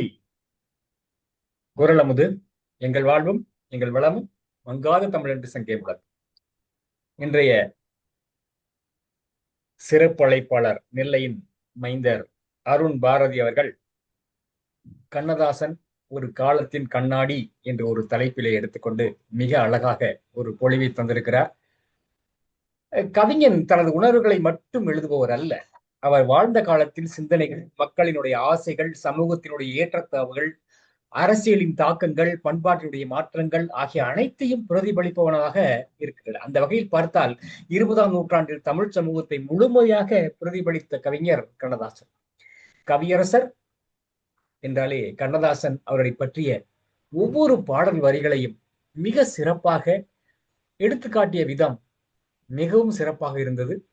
அழகாக அருமையாக இன்றைய பொழிவை, இன்றைய நாளை சிறப்பாக்கிய அருண் பாரதி ஐயா அவர்களுக்கு கலந்துரையாடுவோம் பேரவையின் சார்பாக வாழ்த்துக்களையும் பாராட்டுக்களையும் தெரிவிப்பதிலே மிகுந்த மகிழ்ச்சி கொள்கிறோம். வாய்ப்பிற்கு நன்றி, வணக்கம். நன்றிங்க ஐயா. அடுத்ததாக வாழ்த்துறை வழங்குவதற்கு சீர்காழி செல்வராஜ் ஐயா அவர்களை அன்புடன் அழைக்கின்றோம். பாருங்கள். என்னை உடனே பேச அழைத்தமைக்கு நன்றி. கண்ணதாசன் ஒரு காலத்தில் காட்சி படுத்தும் ஒரு மாபெரும் கவிஞர். இந்த நேரத்துல என்ன நடக்குது என்பது அப்படியே ஏன்னா அவர் உணர்ந்து செயல்பட்ட இடங்கள் என்பது எல்லாருக்கும் தெரியும்.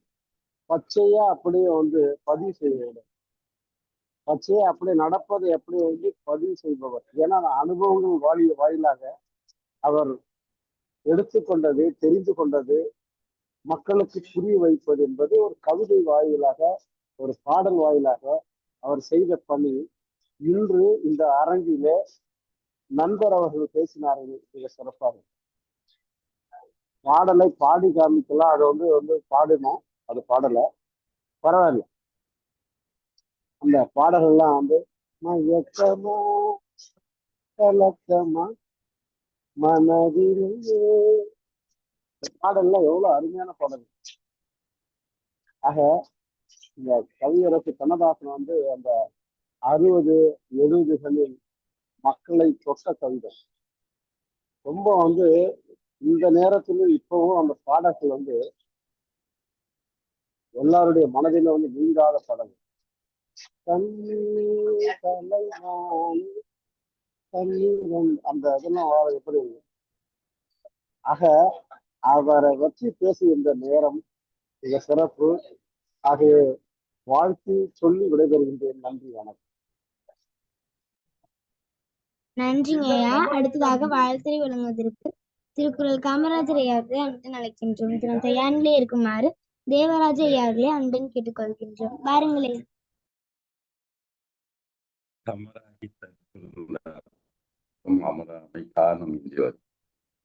முன்பு ஒரு காலத்தில் சுற்றமாய் இருந்து ஏதேனும் ஒரு காரணம் குறித்து நம்மை விட்டு நீங்கி போனவர்கள் அந்த காரணம் கழிந்து விடும் ஒரு காலத்தில் மீண்டும் நம்மையே சுற்றமாக சூழ்ந்து கொள்வார்கள் என்கிற திருக்குறளுக்கு ஏற்ப என்று நம்முடைய அருண் பாரதி அவர்கள் ஒரு சிறந்த பேச்சாளர், நல்ல சொற்பொழிவாளர் ஐயா அவர்கள் கண்ணதாசன் காலத்தின் கண்ணாடி என்கிற தலைப்புல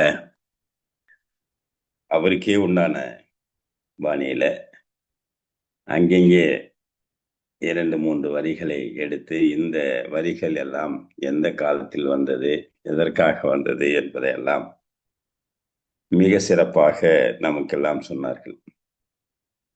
கவிஞர்கள் காலத்தின் கண்ணாடி. ஆனால் கவியரசு தனது காலத்தின் சமூகம், அரசியல் மற்றும் தத்துவ மாற்றங்களை தனது பாடல்களின் மூலம் அப்படியே பிரதிபலித்தவர் என்று சொன்னால் அது இருவேறு கருத்துக்கு இடமே இல்லை. படைப்புகள் காலத்தை வென்று நிற்கும் விதம் குறித்து சிறப்பம்சம் நம்முடைய ஐயா பேசியது. அதில் பார்த்தீங்கன்னா, மனிதனின் ஏற்றத்தாழ்வுகள், மகிழ்ச்சி, துயரம், மரணம் ஆகியவற்றை மிக எளிமையான வார்த்தைகளில் பாமரனுக்கு புரியும் வகையில அவரு கேட்டாவே போதும். அப்பெல்லாம் ரேடியோ தானே, ஆல் இந்தியா ரேடியோவில் அவருடைய பாட்டை போட்டுக்கிட்டே இருப்பாரு நம்முடைய தேவராஸ் ஐயா. அவர் அங்கதான் இருந்தார், தூர்தர்ஷன்ல. நேரம் இருப்போம். மாலை ஞாயிற்றுக்கிழமாச்சுன்னா 4 மணிலிருந்து 5 மணி வரைக்கும். அதே மாதிரி புதன்கிழமை, திங்கக்கிழமை இரவு 10லிருந்து 11 வரைக்கும் நேரம் கடிதம் எழுதி அந்த பெயரை ஒருத்தர் படிச்சுட்டாருன்னா போதும். காரணாமூண்டி காமராசன் படிச்சான்னா போதும், வரடே என் பேர் படிச்சுட்டாரு, என் பேர் வந்துடுச்சு அப்படிங்கிற மாதிரி அந்த பாடுகளை எல்லாம், இந்த பாடல்களை எல்லாம் கேட்டாலே மனப்பாடம் ஆகக்கூடிய அளவில் இந்த காலகட்டத்தில் நிலவிய அரசியல் மாற்றங்கள், பகுத்தறிவு சிந்தனைகள், மனித உறவுகளின் சிக்கல்கள், அதான் ஏதாவது ஒரு விதத்துல போய் தொட்டுடுவோம் அவனை. அனைத்தையும் திரைப்பட பாடல்களையும் கவிதையாகவும் துல்லியமாக காட்டிய பெருமை நம்முடைய கவியரசு கண்ணதாசனுக்கு உண்டு. நாத்திகனாக இருந்து பின்னர் ஆத்திகனாக மாறிய அவர் வாழ்க்கையின் பயணத்தை அர்த்தமுள்ள இந்து மூலம் படிச்சிருப்பீங்கன்னு நினைக்கிறேன். அதே மாதிரி வனவாசம், மனவாசம் 2 புத்தகம் நான் கூட படித்தேன். அதில் ரெட்ட வெளிச்சமாக போட்டிருப்பார். இப்படி அவருடைய எழுத்துக்கள் மற்றும் வாழ்க்கை வரலாற்றை காலங்களில் அவன் வசந்தம் என்ற கொரோனா காலத்துல நம்முடைய இசை கவி ரமணன் ஐயா அவர் ஏற்பாடு பண்ணி ஒரு 100 எடிசோ போச்சு. அந்த 100 எடிசோவில் நான் எனக்கு நிறையவே கேட்டுட்டேன், எல்லாத்தையுமே கேட்டேன். அதில் ஒரு எடிசோவுக்கும் 10 பாடல்களை கொண்டு வந்து அந்த தளத்தில் மிக சிறப்பாக அவர் எதுக்காக அந்த பாடல் எழுதினாரு, எங்கே வந்துச்சு அப்படிங்கிறதெல்லாம் ரொம்ப சிறப்பாக சொல்லி, அதில் நம்முடைய பஞ்சியோட மகள் அமெரிக்காவில் தான் இருக்காங்க, கனடாவில். அப்புறம் அங்கேருந்து அவங்க கூட இங்கே வரும்போது அவங்கள ஒரு சிறப்பு அழைப்பாளராக கூட்டி அங்கே கண்ணதாசன் சென்னைக்கு வந்துட்ட பிறகு தன்னுடைய சித்தப்பாவை பார்க்க வேண்டும் என்கிற காரணத்துக்காக அங்கேருந்து வந்துடுறாரு. சினிமா துறைக்கு வேலை செஞ்சிட்டு இருக்காரு. ஒரு நாள் பார்க்குறாரு பஞ்சுவை. பார்த்துதான், நீ ஏன்டா அங்கே இருக்கிற, இந்த ஸ்டேஜெலாம் அரேஞ்ச்மெண்ட் பண்ணுற இடத்துல இருக்கிறார், நீ ஏன்டா அங்கே வந்த அப்படின்னாரு. அப்புறமேல்ட்டு இது மாதிரி விஷயம் இங்கே தான் வேலை செய்கிறேன், இனிமே என் கூட வந்துடு, என் கூட எனக்கு இதுவாருன்னு சொல்லிட்டு அன்னையிலிருந்து பஞ்சு அண்ணன் மகன் அவர். அந்த மாதிரி அந்த காலகட்டத்தில் நான் காலையில் கூட குறிப்பிட்டது போல ஒரு 4 பேர் கூட்டணியாக அமைத்து பாடல்களை எழுதி வாங்கி அந்த பாடல்களை எல்லாம் நாம் எம்.எஸ். விஸ்வநாதன் அவர்கள், ராமமூர்த்தி, அப்புறம் பாடல்களை எழுதிய அத்தனை பேரையுமே கூப்பிட்டு அந்த கூட்டாக சேர்ந்து வந்த படங்களுடைய பாடல்கள் தான் இன்னைக்கு படம் வருது, ஆனால் பாடல் வருவதில்லை. கலங்காதிரு மனமே உன் காலமெல்லாம் கனவெல்லாம் நனவாகும் ஒரு தினமேன்னு ஆரம்பிச்சது. அது பார்த்தீங்கன்னா கண்ணதாசன் 1927 ஜூன் 24 பிறந்து அக்டோபர் 17 1981 நம்மளெல்லாம் விட்டு போயிடார். ஆனா ஐயா அவர்கள் பார்த்தீங்கன்னா நாகிரெட்டின்னு வசந்த மாளிகை படத்தை எடுத்து நாகிரெட்டி அப்பெல்லாம் பாடல்கள் எழுதுறதுக்கு உட்கார வச்சு எழுதுவாங்க. அவரு அந்த ஒரு பாட்டில் எழுதுவாரு, உன் உள்ளம் இருப்பது என்னிடமே, அது உயிர் போனாலும் தரமாட்டேன்னு சொல்லிட்டு ஒரு பாட்டுல ஒரு வரி எழுதுவார். இந்த வரி நாகிரெட்டி ரொம்ப பிடிச்சி போகுது. இனிமே கண்ணதாசன் வந்தாருன்னா அவருக்கு திண்டு குடியா படுத்துக்கிட்டே எழுதிட்டோம் அப்படின்னு சொன்னார். அந்த மாதிரி கண்ணதாசன் வந்து எங்க ஒன்னாலும் எதுல ஒன்னாலும் போய் நின்று மிகப்பெரிய ஆற்றலை வெளிப்படுத்தக்கூடியவர். சரி, நாளைக்கு உட்காந்துடலாம் அப்படின்வார். நாளைக்கு உட்காந்துடலாம். சரி, இந்த பாட்டு இன்னும் கொஞ்சம் மாற்றி எழுதுங்களேன். சரி, நாளைக்கு வந்துடலாம் அப்படின்னு சொல்லிட்டு போவாரா. நாளைக்கு வந்த உடனே அந்த கவிதை மழையாக கொட்டும். அவரு வேணான்னு சொல்ற பல்லவிகள்லாம் கசக்கி கசக்கி அப்படி எரிஞ்சது பார்த்தீங்கன்னா ஏகப்பட்ட ஒரு பாட்டுக்கே 21 பல்லவி 41 பல்லவிலாம் எழுதி கொடுத்துப்பாரான். எழுத சொல்லி அதையெல்லாம் இன்று அதையெல்லாம் இருந்துச்சுன்னா கூட அது ஒரு பெரிய பாடலாக இன்னைக்கு உருவெடுத்திருக்கும் என்பதை எல்லாம் சொல்லுவார்கள்.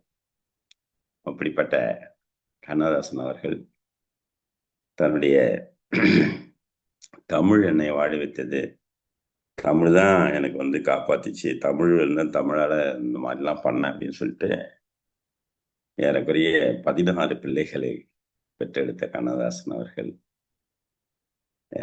சரி பார்த்துக்கலாம் விட்றா, நீ ஃபெயில் ஆயிட்டியா, யார் ஃபெயில் ஆனா யார் பாஸ் ஆனான்னு தெரியாது, அந்த மாதிரியான ஒரு வாழ்க்கையில அப்படியே போயிட்டு வந்திருக்காரு.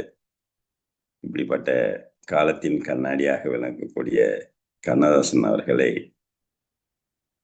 இன்னைக்கு எல்லாம் நமக்கெல்லாம் நினைவுபடுத்திய அருண் பாரதி அவர்களுக்கு மனமார்ந்த வாழ்த்துக்களையும் அன்பையும் பாராட்டியும் தெரிவித்துக் கொண்டு, இன்னும் அவரை பற்றி பேச வேண்டும் என்று சொன்னால் 1 நாள் பத்தாது, 4 நாள் பத்தாது, 1 வருடம் கூட பத்தாது.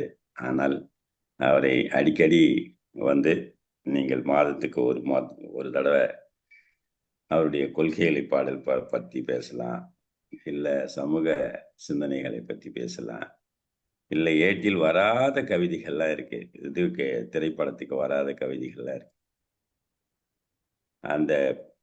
அந்த கவிதைகள் எல்லாம் நீங்கள் பேசலாம் என்று சொல்லி வாய்ப்புக்கு நன்றி பாராட்டி விடைபெறுகிறேன். நன்றி, வணக்கம், வாழ்த்துக்கள். நன்றிங்க. அடுத்ததாக வாழ்த்துரை வழங்குவதற்கு தேவராஜ அவர்களை அன்பின் அழைக்கின்றோம். உடன் தயாரில் இருக்குமாறு ஜானகி அம்மாவர்களை அன்பின் கேட்டுக்கொள்கின்றோம். வாருங்கள். முதல்ல தர்ஷினிக்கு ஒரு நன்றி. எப்படின்னா, கவிஞரை பொறுத்தவரையில அவருடைய காதலன் தான் கவிஞர். அந்த ஜூன் காமராஜ் ஐயா சொன்னார் இல்லையா, ஜூன் 24 அக்டோபர் 17 ஜூன் 24 கவிஞரை பத்தியே பேசிக்கிட்டு இருப்போம். நாங்க அக்டோபர் 17 அன்னைக்கு யாருடையுமே நாங்க பேச மாட்டோம். ஏன்னா அக்டோபர் 17 தான் நினைவு நாள்.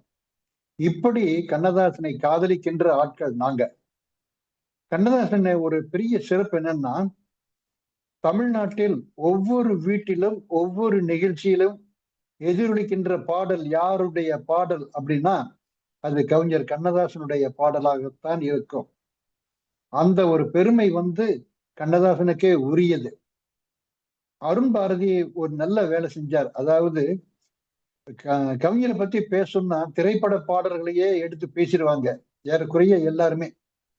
ஆனா அருண் அவருடைய கவிதைகளையும் எடுத்துக்கிட்டு சொன்னது பாராட்டப்பட வேண்டிய ஒரு அம்சம். ஆனா அருணுக்கே நான் ஒரு பாயிண்ட சொல்லணும்ட்டு ஆசைப்படுறேன். அது என்னன்னா, எனக்கு தெரிஞ்ச வரையில கவிஞர் கண்ணதாசன் கிட்ட அந்த மறதிங்கிறது இல்லை. ஏன்னா திரைப்பாடல் எழுதும்போது கூட பழந்தமிழ் இலக்கியத்திலிருந்து அந்த சான்றுகளாக அந்த இலக்கிய வரிகளை சொல்லுவாரு. அந்த மாதிரி இலக்கிய வரிகளை சொல்ற ஒரு அரசனுக்கு நிச்சயமாக மறதி இருக்காது. ஏன்னா மறதி இருந்தா அவர் அந்த இலக்கிய வரிகளையே திரட்டா நமக்கு தர முடியாது. அந்த மாதிரி இருக்கிறது. அது இரண்டாவது, ஒரு விதத்தில் தமிழ் திரையுலகம் கவிஞரையும் நடிகர் திலகத்தையும் ஒன்றாக ஒப்பிடுவார்கள். எப்படின்னா, எந்த சூழ்நிலைக்கும் கவிஞர் பாட்டு எழுதுவார். எந்த கேரக்டரையும் நடிகர் திலகம் நடிப்பாரு. இப்படி இருவருக்கும் உடைய ஒரு ஒற்றுமை இப்படி இருக்கு. இப்படி கவிஞரை பத்தி சொல்லிக்கிட்டே போலாம். காமராஜ் ஐயா சொன்னபடி ஒரு வாரம், ஒரு மாசம், ஒரு வருஷம்ங்கிறது அவர் சொன்னபடி அது உண்மை. இப்போ நாம கவிஞரை பத்தி நம்ம எல்லாருமே பேசியாச்சு. இப்போ தர்ஷினி கிட்ட மேடையை கொடுக்கிறது தான் ஒரு நாகரீகம். தர்ஷினி, நீங்க இப்ப பேசலாம். நன்றிங்கய்யா. அடுத்ததாக வாழ்த்துறை வழங்குவதற்கு ஜானகி அம்மாவர்களே அன்பை அழைக்கின்றோம். திரு தயாரிலே இருக்குமாறு வினிதித்தன் ஐயா அவர்களே அன்பும் கேட்டுக்கொள்கின்றோம். பாருங்கள். அனைவருக்கும் என்னுடைய இனிய மாலை வணக்கத்தை தெரிவித்துக் கொள்கிறேன். இன்று நம்முடைய சிறப்பு அழைப்பாளர் அருண் பாரதி ஐயா அவர்கள் பழைய ஞாபகத்தை எல்லாம் நினைவூட்டும் விதமாக இருந்தது. இந்த பாடல்கள் எல்லாம் நாங்கள் கல்லூரி காலத்திலே கல்லூரிக்கு போகின்ற அந்த பேருந்தில் கேட்டு மகிழ்ந்திருக்கிறோம். அது கொஞ்சம் ஞாபகப்படுத்தின மாதிரி இருந்தது. அதுபோல கண்ணதாசனையும் அவருடைய கவிதைகளும் பிடிக்காதவர்களே இருக்க முடியாது. அந்த கவிதைகள் பார்த்தீங்கன்னா கால கண்ணாடி. அதாவது தொடர்ந்து 3 தலைமுறையாக அனைவருமே இன்று கேட்டுக்கொண்டிருக்கக்கூடிய ஒரு கவிஞர் யாருன்னா கண்ணதாசன் அவர் தான். அவர் முறை ஐயாவுக்கு சொல்லும் போது அனுபவம் தான் கடவுள் என்ற வரி மிகவும் நன்றாக இருந்தது. ஒவ்வொரு நதியும் ஒவ்வொரு மதம், அவை கலக்கும் இடம் கடலாகும். அடுத்தது ஆசையாசையா என்ன பெற்ற தாயும் அழுவதற்காகவே பெற்றாள், அந்த வரியும் கொஞ்சம் தாக்கத்தை ஏற்படுத்தியது. இன்று அனைத்து விதமான கண்ணதாசனின் பாடல்களையும் கேட்பதற்கு இன்னைக்கு வழியாக இருந்த அருண் பாரதி ஐயா அவர்களுக்கு என்னுடைய மனமார்ந்த வாழ்த்துக்களையும் நன்றியும் தெரிவித்துக் கொள்கிறேன். நன்றிம்மா. நன்றிங்கம்மா. அடுத்ததாக வாழ்த்துறை வழங்குவதற்கு வினிதித்தன் ஐயா அவர்களே அன்பு நினைக்கின்றோம். இதன் தயாரிலே இருக்குமாறு எமிமால் அம்மா அவர்களே அன்புன்னு கேட்டுக்கொள்கின்றோம். வாருங்களேன். வணக்கம்ப்பா. உரையாடரசியே சுவாதி, மகிழ்ச்சி. இன்றைக்கு கண்ணதாசனை பற்றி சிறப்பான உரை அருண் பாரதி ஐயா அவருடைய உரை. அவருடைய பன்முகத்தன்மையை அவருடைய மிகச்சிறந்த கட்டுரையாளர், அதையும் போற்றணும். அதே மாதிரி அவருடைய தனிப்பாடல்கள், அவருடைய சிற்றிலக்கியம். எனக்கு தைப்பாவை அப்படின்னு ஒரு இலக்கியம், நம்ம திருப்பாவை திருவம்பாவை மாதிரி தை மாதத்தை முன்னிலைப்படுத்தி தமிழை தாயாக உருவகப்படுத்தி மிகச்சிறப்பான அந்த 30 பாடல்களும் கவிதையின் உச்சம். அவர்களையும் சொல்லணும். அப்புறம் பாடி கொடுத்த மங்களங்கள் அப்படின்னு அவருடைய இன்னொன்னு. அதாவது அது இந்த வாழ்த்து, அவரு மன்றல் வாழ்த்து, மனவிழா வாழ்த்து, இதையெல்லாம் தொகுத்து ஒரு நூல். அது மிகச்சிறந்த நூல். அவர் தீர்க்கதரிசிங்கிற அதுல பல இது இருக்கலாம், இலக்கிய நயம் சொட்ட இருக்கும். அந்த மாதிரி இந்த பழைய பாடல்கள் அது இது எல்லாருக்குமே இருக்க பாடல்களோடு இதையும் கொஞ்சம் கொஞ்சம் நம்ம தொடப்படாத பகுதி. அவர் ஒரு டிப் ஆஃப் த ஐஸ்பர்க்னு சொல்லுவோம். கீழே அவ்வளவு பெரிய இது இருக்கு. நம்ம எதையோ அந்த சொன்ன பாடல்களையே திருப்பி தான் நம்மளால சொல்ல முடியுதே வழியே. கொஞ்சம் ஆழ்ந்தும் அவரை படிக்கணும் அப்படின்னு நான் நண்பர்களை கேட்டுக்கிறேன். மிகச்சிறந்த உரை. ஐயாவை வாழ்த்துக்கிறேன். எல்லாரையும் வணங்குறேன். நன்றி. நன்றிங்க ஐயா. அடுத்ததாக வாழ்த்துறை வழங்குவதற்கு எமிமால் அம்மாவர்களே அன்பின் அழைக்கின்றோம். திரு தயாரிலே இருக்குமாறு சுகன்யா அம்மாவர்களே அன்பின் கேட்டுக்கொள்கின்றோம். வாருங்களம்மா. நன்றி குரல் அரசி.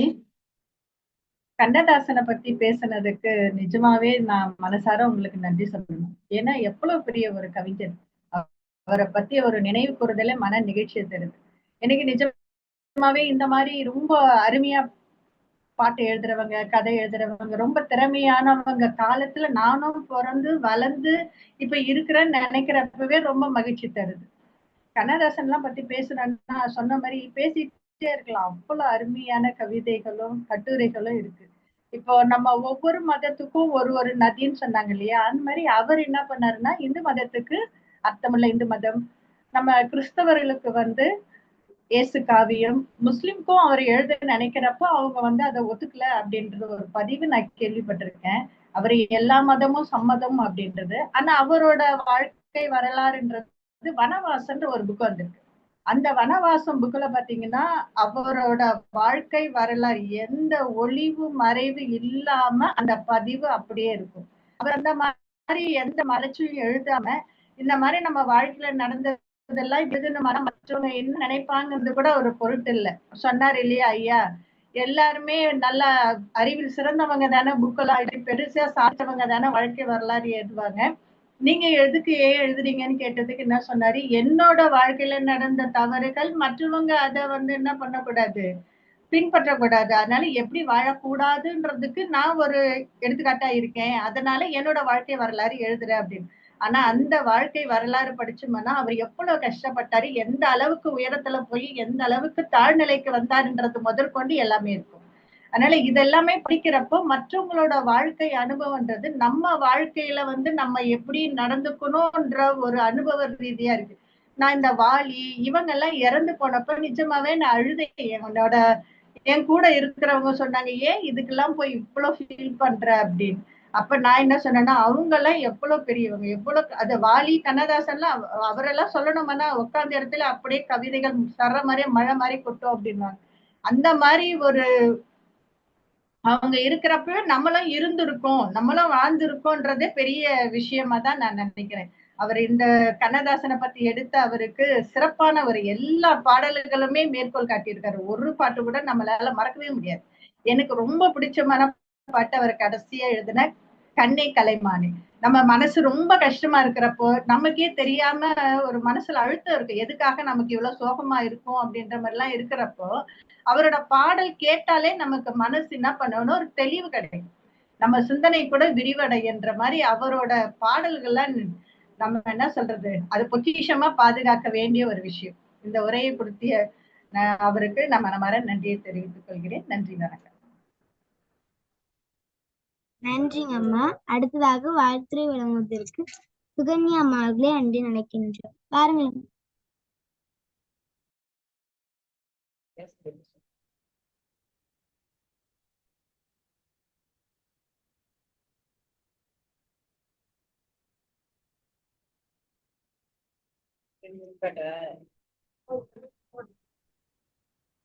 வணக்கம்மா, குரல் கேக்குதுங்களா? கேக்குதுங்கம்மா.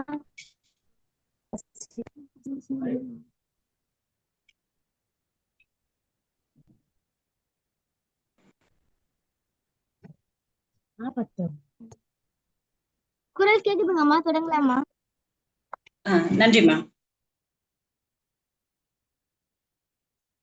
தித்திக்கும் தேன் தமிழால் எத்திக்கும் முத்தமிழ் முழங்க விடுவதற்காகவென்றே அவை நின்றிருக்கக்கூடிய சான்றோர்களுக்கும் தமிழ் நெஞ்சங்களுக்கும் எனது பணிவான வணக்கங்கள். நான் நிரந்தரமானவன், அழிவதில்லை, எந்த நிலையிலும் எனக்கு மரணமில்லை என்று கம்பீரமாக முழங்கியவர் கவியரசு கண்ணதாசன். மனித மனங்களின் ஏமாற்றங்களை, தத்துவங்களை அச்சரம் பிசகாமல் தன் கவிதைகளின் வழியே கடத்திய ஒரு மகா கவிஞனை பற்றி பேசுவதை கேட்பதற்கு ஒரு வாய்ப்பு நல்கிய இந்த கலந்துரையாடல் பேரவைக்கு முதற்கண் எனது நன்றியினை தெரிவித்துக் கொள்கின்றேன். இன்று சிறப்புரையாளராக கலந்து கொண்டிருந்து சிறப்புரை மிக அழகாக அரசியல் பற்றியும், கலைஞர் அவர்களை பற்றியும், அறிஞர் அண்ணா அவர்களை பற்றியும், கவிஞர் கண்ணதாசனின் மனைவி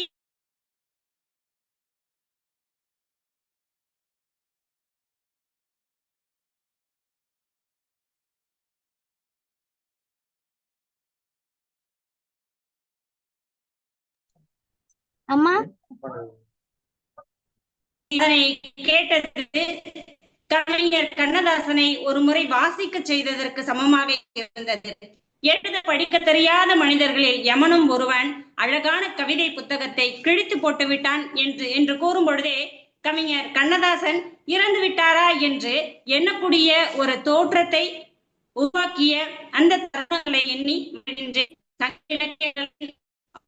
கருத்துக்களை கூட மிக நுட்பமான முறையில் எளிமையாக விளக்கியவர் கண்ணதாசன். சேரம் ஒரு புதினத்தை எழுதி வரலாற்று பதிமையும் காட்டியவர். அவர் காலத்தின் கண்ணாடி என்ற எடுத்துக்கொண்ட அந்த தலைப்பு மிக பொருத்தமாகவே அமைந்தது. அவர்களுக்கு வாழ்த்துக்களை தெரிவித்துக் கொண்டு இந்த நிகழ்வில் பங்கேற்க வாய்ப்பு நல்கிய அனைத்து உள்ளங்களுக்கும் சீர்காழி திரு செல்வராஜ் ஐயா அவர்களுக்கும் அன்பு மாணவ செல்வி மிக அழகாக தாங்கள் இந்த நிகழ்வை எடுத்து கையாள்வதை கண்டு மிகவும் ஒரு தமிழாசிரியராக பெருமை கொள்கிறேன். வாழ்க அம்மா, நீ நீடூடி வாழ்க. நினக்கு பல மேடைகள் தோறும் வாய்ப்புகள் காத்திருக்கும். அழகான நெறியாழ்கை செய்யக்கூடிய அன்பு மகளுக்கு வாழ்த்துக்கள் கூறி விடைபெறுகிறேன். நன்றி, வணக்கம். நன்றிங்க அம்மா. அடுத்ததாக வாழ்த்துறை வழங்குகிறது. ஐயா காணல் உரை போயிடலாம். 1+ன்னு யாரா இருக்காங்க? 1+ன்னு யார் இருக்கா? நீதியரசரா யாருன்னு பாருங்க. தெரியல யாருன்னு. 1+ ஐடி அன்புடன் அழைக்கிறேன். அப்புறம் செந்தமிழ் பாடகி இருக்கிறாங்க 51. வாழ்த்துறை வழங்குவதற்கு செந்தமிழ் பாடகி பாக்கியலட்சுமி அம்மா அவர்களே அன்புடன் அழைக்கின்றோம். வாருங்கள். அழைத்ததற்கு நன்றி. இன்றைய சிறப்பு விருந்தினர் உரை மிகவும் அழகாக இருந்தது. கடந்த கால நினைவுகள், பாடல்கள் அப்படியே என்னுடைய அப்பா வானொலியில் அந்த பாடல்கள்லாம் கண்ணதாசன் பாடல்கள் எல்லா பழைய பாடல்களே ஓடும். பெரும்பாலும் கண்ணதாசன் பாடல்கள், எந்த பாட்டை கேட்கணும் எந்த பாட்டை கேட்க வேணாம் அப்படிலாம் எதுவுமே கிடையாது. அவருடைய அனைத்து பாடல்களுமே அப்படியே செவிக்கு விருந்தளிக்கிற போலவே இருக்கும். நான் சின்ன பிள்ளையிலேருந்தே கேட்டுட்டு வந்தேன். வேற அந்த பாடல எனக்கு கண்ணதாசன் ஐயாவோட பாடல்கள் ரொம்ப பிடிக்கும். ஐயா அழகா எடுத்துரைத்தாரு. மீண்டும் அந்த கடந்த கால நினைவுகளை அப்படியே கண்முன்னே கொண்டு வந்து இந்த பாடல்கள் அப்படியே மனசுல ஒழிச்சுக்கிட்டே இருக்கு. ஐயா பாடின ஒவ்வொரு பாடல்களும் மிக சிறப்பான ஒரு ஐயா. வாழ்த்துகள், பாராட்டுகளும். நன்றிங்க.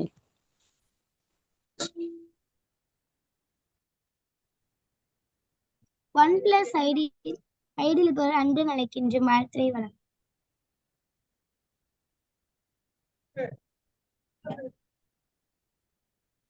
காணல் உரை போயிருங்கம்மா.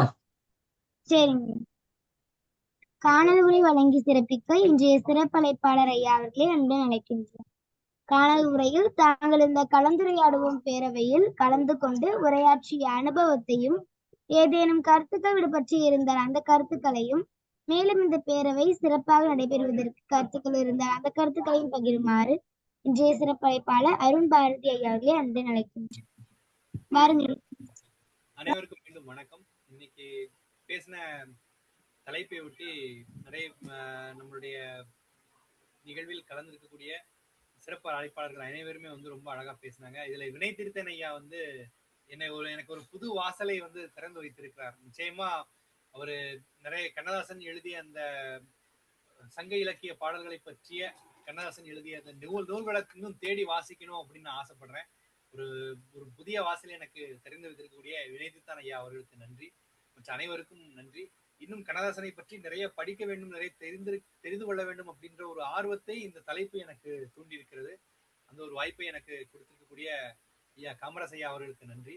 நிச்சயமாக கண்ணதாசன் வாழ்ந்த காலத்தில் இருந்த அரசியல் சூழ்நிலைகளையும் கண்ணதாசன் ஏன் அந்த கவிதையை படைத்தார் அப்படின்ற இன்னும் விரிவா நிறைய விஷயங்களை நம்ம பேசலாம். காலத்தின் அருமை கருதி இந்த அளவோட நான் முடிக்கணும் அப்படின்னு நினைச்சேன். இதுவே ரொம்ப நேரம் ஆயிடுச்சு. என்னுடைய உரை ஒரு 30 நிமிடத்திற்குள்ள நான் முடிக்கணும் அப்படின்னு நினைச்சேன். இருந்தாலும் 30 நிமிடங்கள் தாண்டி 40 நிமிடங்களுக்கு மேல ஆயிருச்சு. மன்னிக்கணும். எல்லாருமே எனக்கு அப்புறம் பேசிய அனைவருமே என்னை வாழ்த்தி என்னை இன்னும் ஊக்கப்படுத்தின விதத்துல பேசுனீங்க. ரொம்ப நன்றி. நன்றிங்க ஐயா.